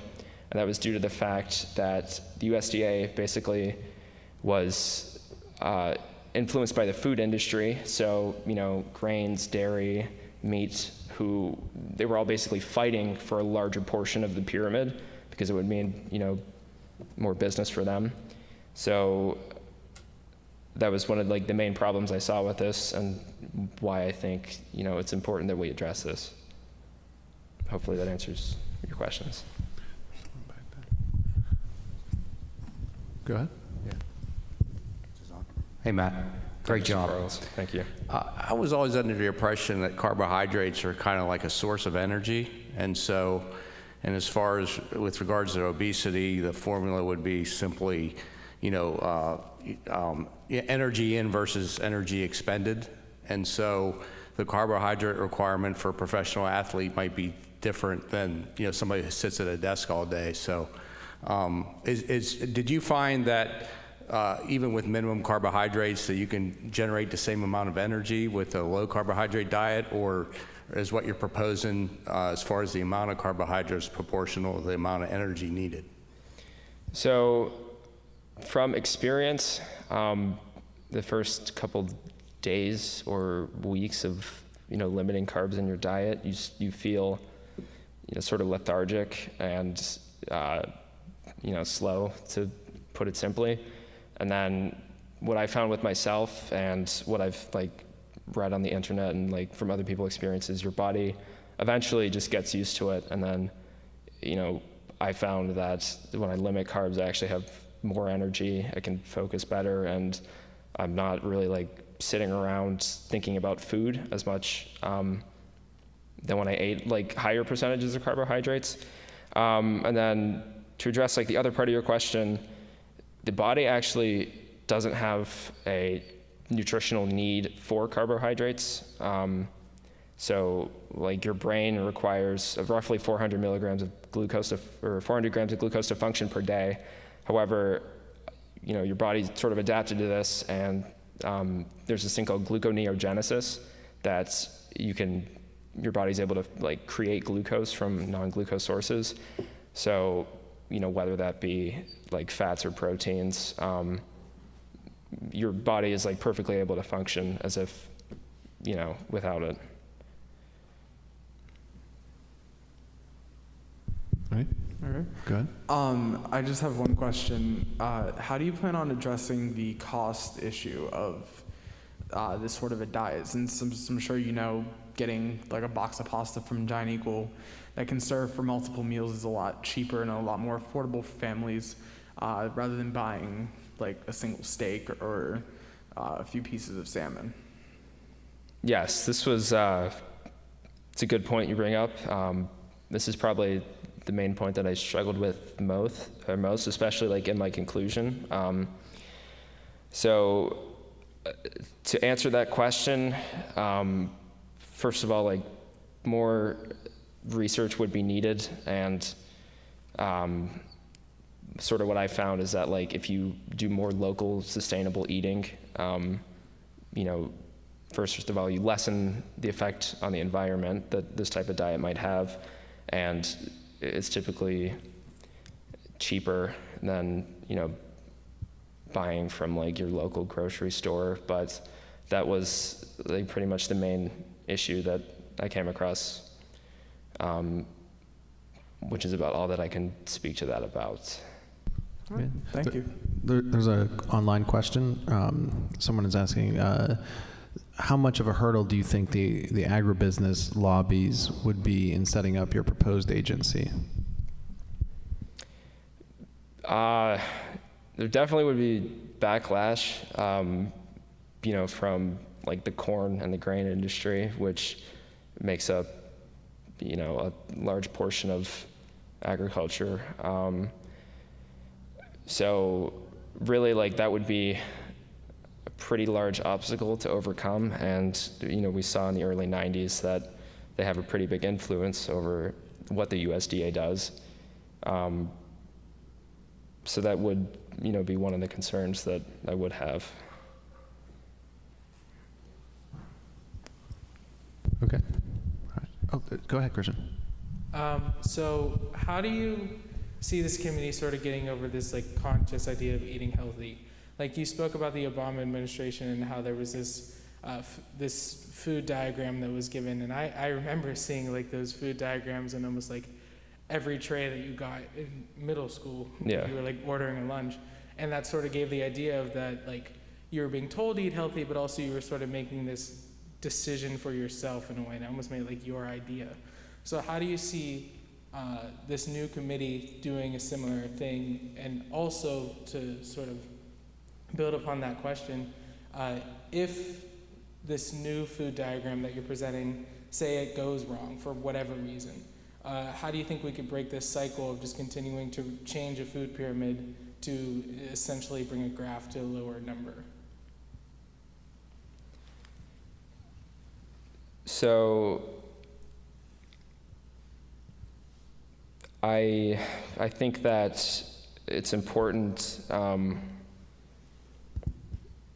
So like the thing with like, you know, My Plate is that they've really tried to like push that towards younger audiences, and in order to get, you know, sort of a change in the attitude towards food, I believe that you have to start with like, you know, the kids, because if they grow up around a certain, you know, way of eating, they're more likely to continue that way of eating until later in life. as you know, it might be more difficult to motivate like somebody in their mid-50s, early 60s to, you know, change a lifestyle that they've been, you know, living for decades up till that point. What was the other part to your question? If this diagram were to go wrong for any chance, like how would this committee sort of break this cycle of just changing the diet again and trying to work better and probably eventually just come back to a previous option and just make this cycle of continuing to change the diet form just to get to a mean for number-wise?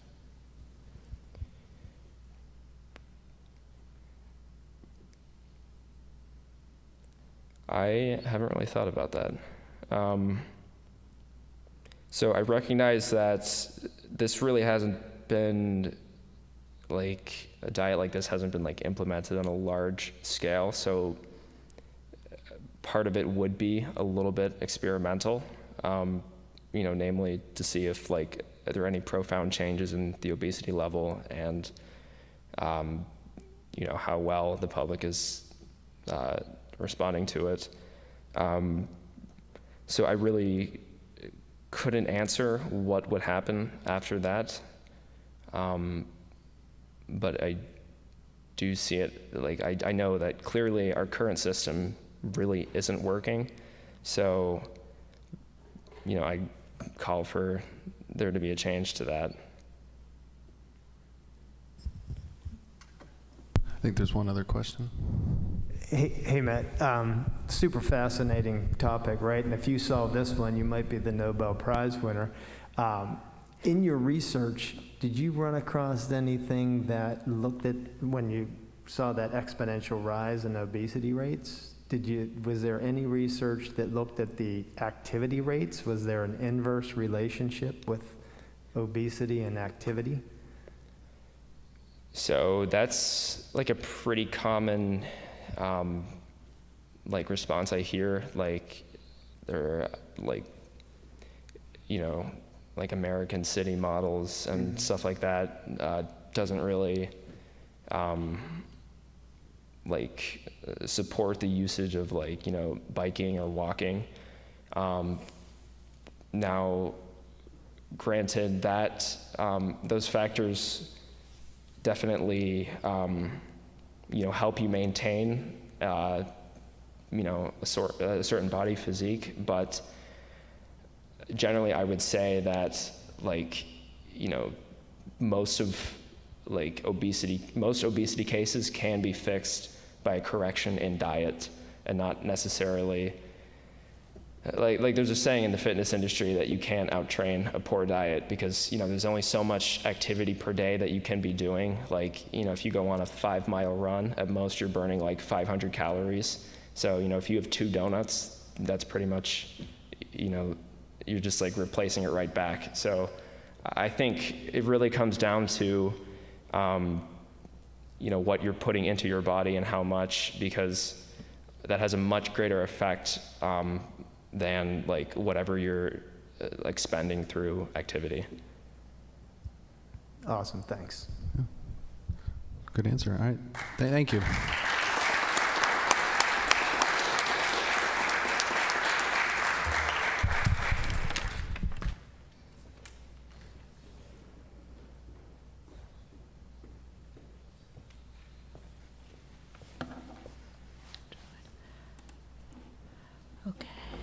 All right.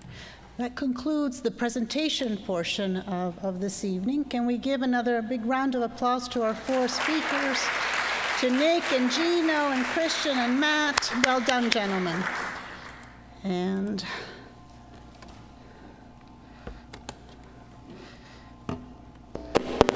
oops.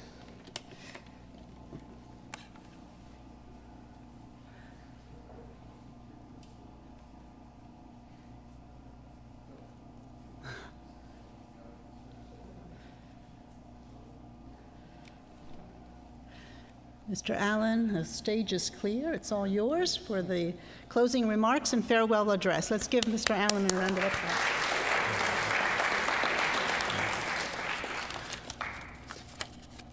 So when I'm done talking, we're going to have an award ceremony, recognize some of the good work that you guys have done. And before that, I have to say a few words, okay? So over the course of these 3 nights, we've witnessed some impressive presentations of scholarship.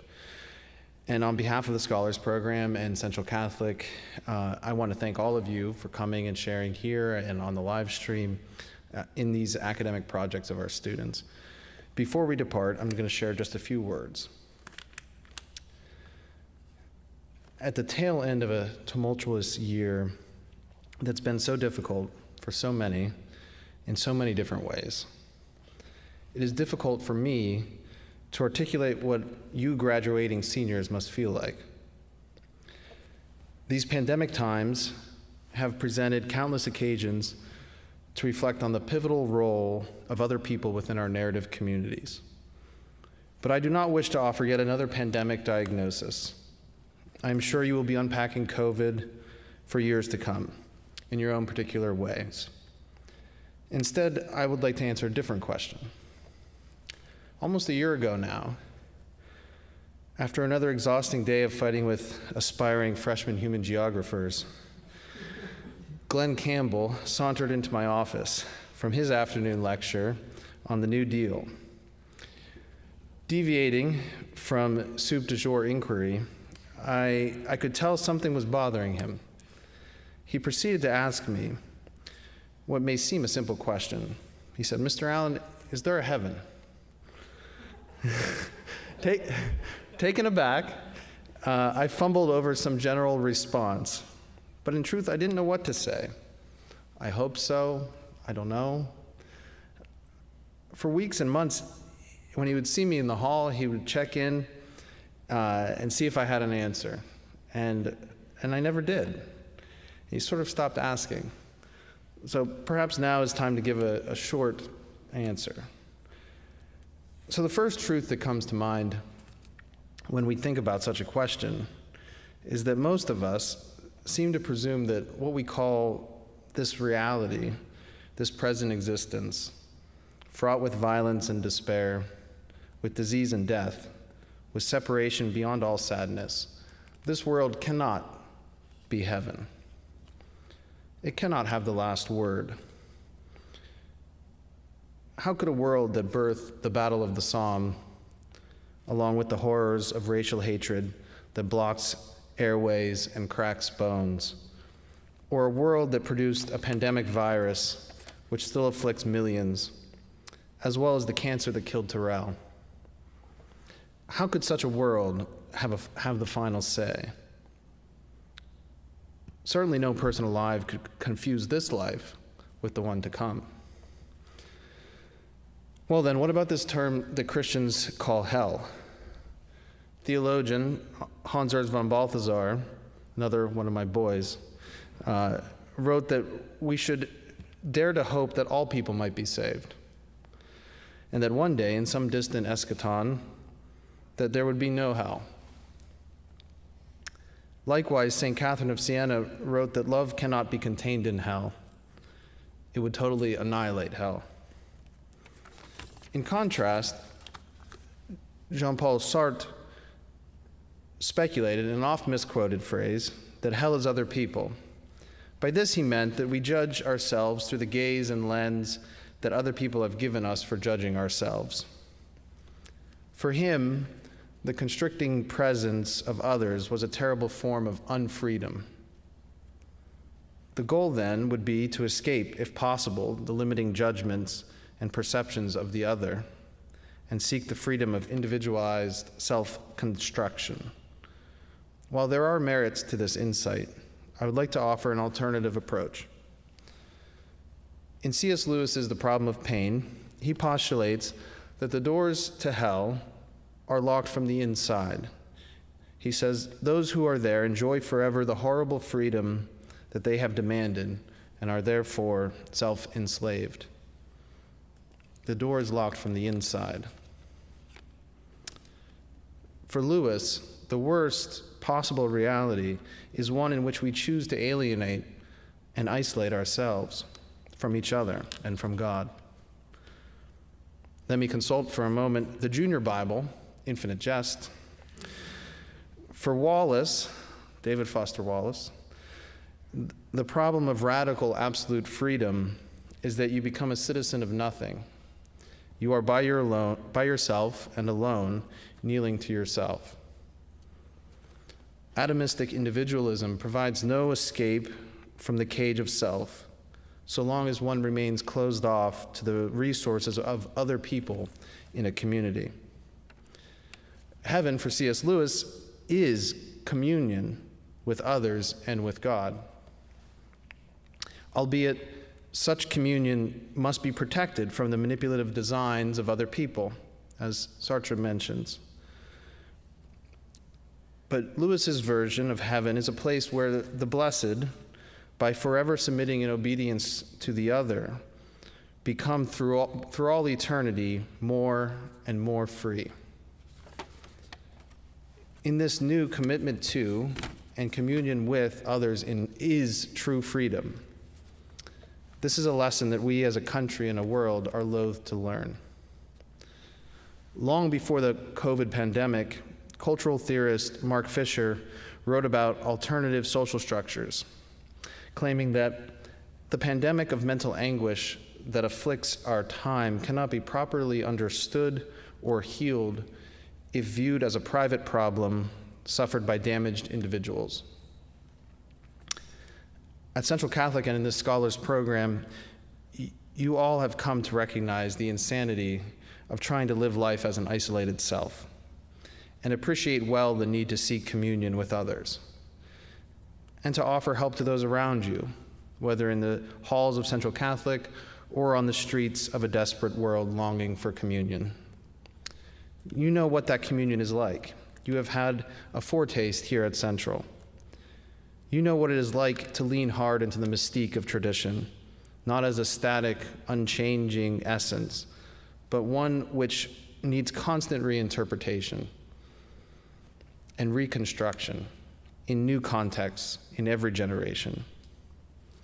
I think Cornel West offers some words of encouragement about living as a Christian disciple despite the uncertainty and darkness in the world around us.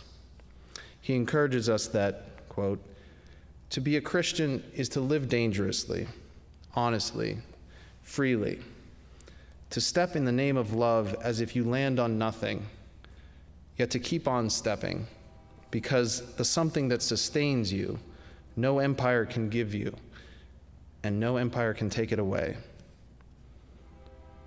And so, Mr. Campbell, far be it from me to offer meditations on the divine.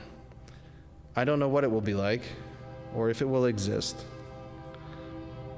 As Gino reminds us, through Gattaca, they say every atom in our bodies was once part of a star. Maybe as we leave this earth, we are not really leaving. Maybe we are going home. But my best guess is that heaven involves some communion with other people. For as you know well, to love another person is to see the face of God. Thank you.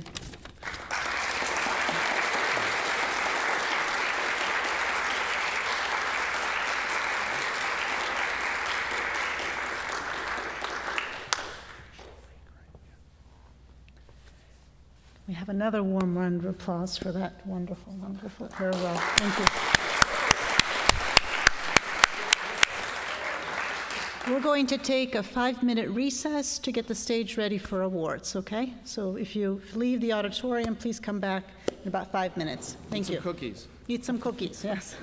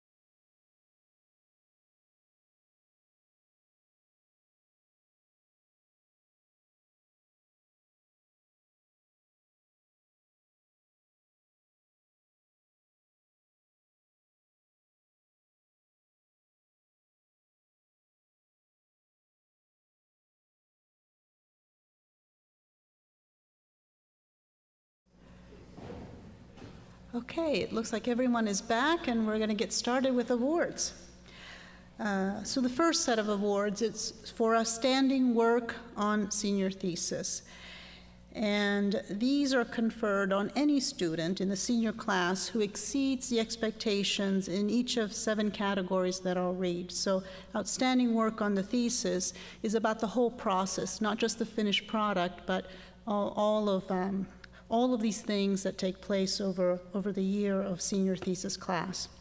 So originality, independence, meetings with a second reader, good work ethic, good writing, knowledge in the field, societal impact, and meeting deadlines. I know, they laugh. Okay, and as we call your name, you can come up the steps there, find a spot on the stage, and stay on stage. We will take a picture of the group, okay? The first one is Thomas Mua.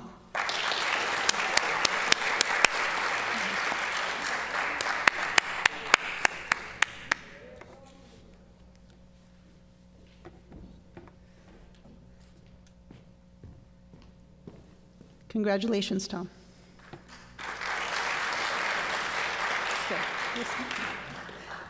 The second goes to William Kolak.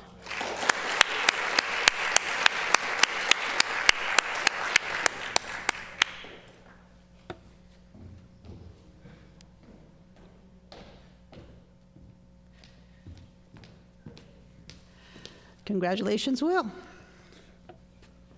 Third. Gino Di Matteo.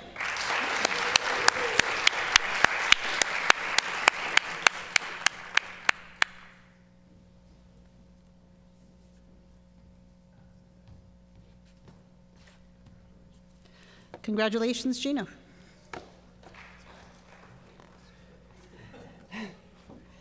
Next, Christian Moreland.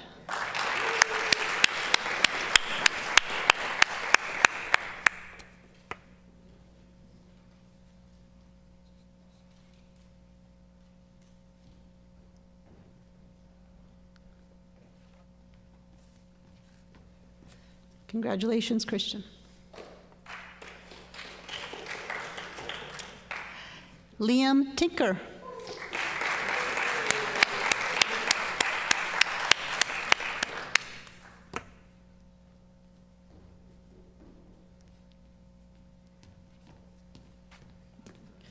Congratulations, Liam. John Evans.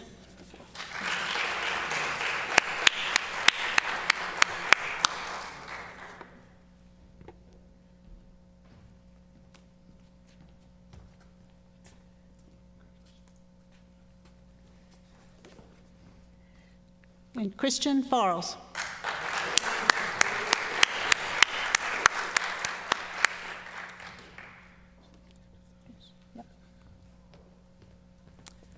Congratulations, Christian.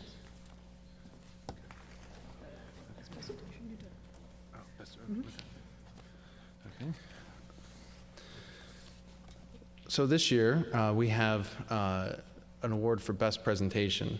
And this person worked diligently on his thesis for the whole year, and his thesis defense was such a joy to be at and to discuss with his second reader his topic. He was someone who passed outright, and it was almost just a conversation where we were all sitting there. And tonight what we saw as well is a testament to his hard work. So Gino Di Matteo, please come forward.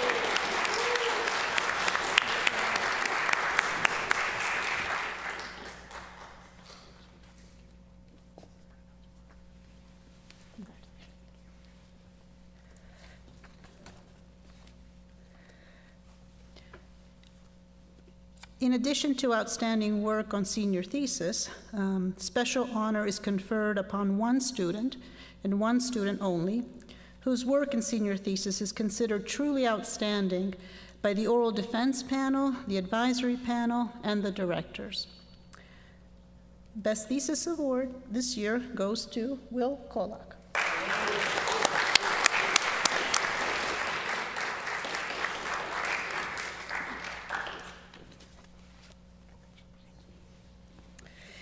His thesis is entitled Third Spaces That Bring Communities Together, a Narrative Inquiry into Pittsburgh's Polish Hill, Alcoholics Anonymous, and Central Catholic High School. Will, you were praised for your writing ability, your thoughtfulness, originality in scope, and overall excellence of your thesis. And in honor of your thesis, I'm going to ask Mr. Allen to read a beautiful paragraph from the beginning of your thesis. So these are Will's words from the thesis. Mr. Allen, if you could read. Okay. All right, yeah, so I'm not going to read the Foucault quote, but I'll read your words. Have you ever thought about how much you change depending on where you are and the people around you? In your place of employment, you are compelled to make polite small talk and remain professional, but if you and a few coworkers were to spend time at a restaurant across the street after work, you would instantly become more comfortable and alter your persona. The version of yourself that walks through the doors of a church is dramatically different from the one at a tailgate party on the same Sunday. Even if it is happening unconsciously, every space that you enter has a distinct atmosphere that causes you to think and act in a certain way. Herein lies the power of social space. As Foucault observes in the epigraph, there is an incredible degree of variability and opposition between the environments that humans can create. We have relaxing spaces and stress-inducing spaces, spaces of activism and spaces of complacency, spaces where we learn and spaces where we teach. These dichotomies keep life in balance and allow us to examine different sides of ourselves. The danger comes when the scales are tipped and one kind of space eats away at the other until no matter where you go, everywhere feels the same. This thesis centers around the endangered spaces that counteract alienation and a lack of purpose, the spaces where we form communal bonds and develop a shared identity with others. Humans are inherently social beings that strive to live a good life, and communal spaces play a fundamental role in allowing people to decipher what goods should be pursued. So, once again, congratulations, Will, and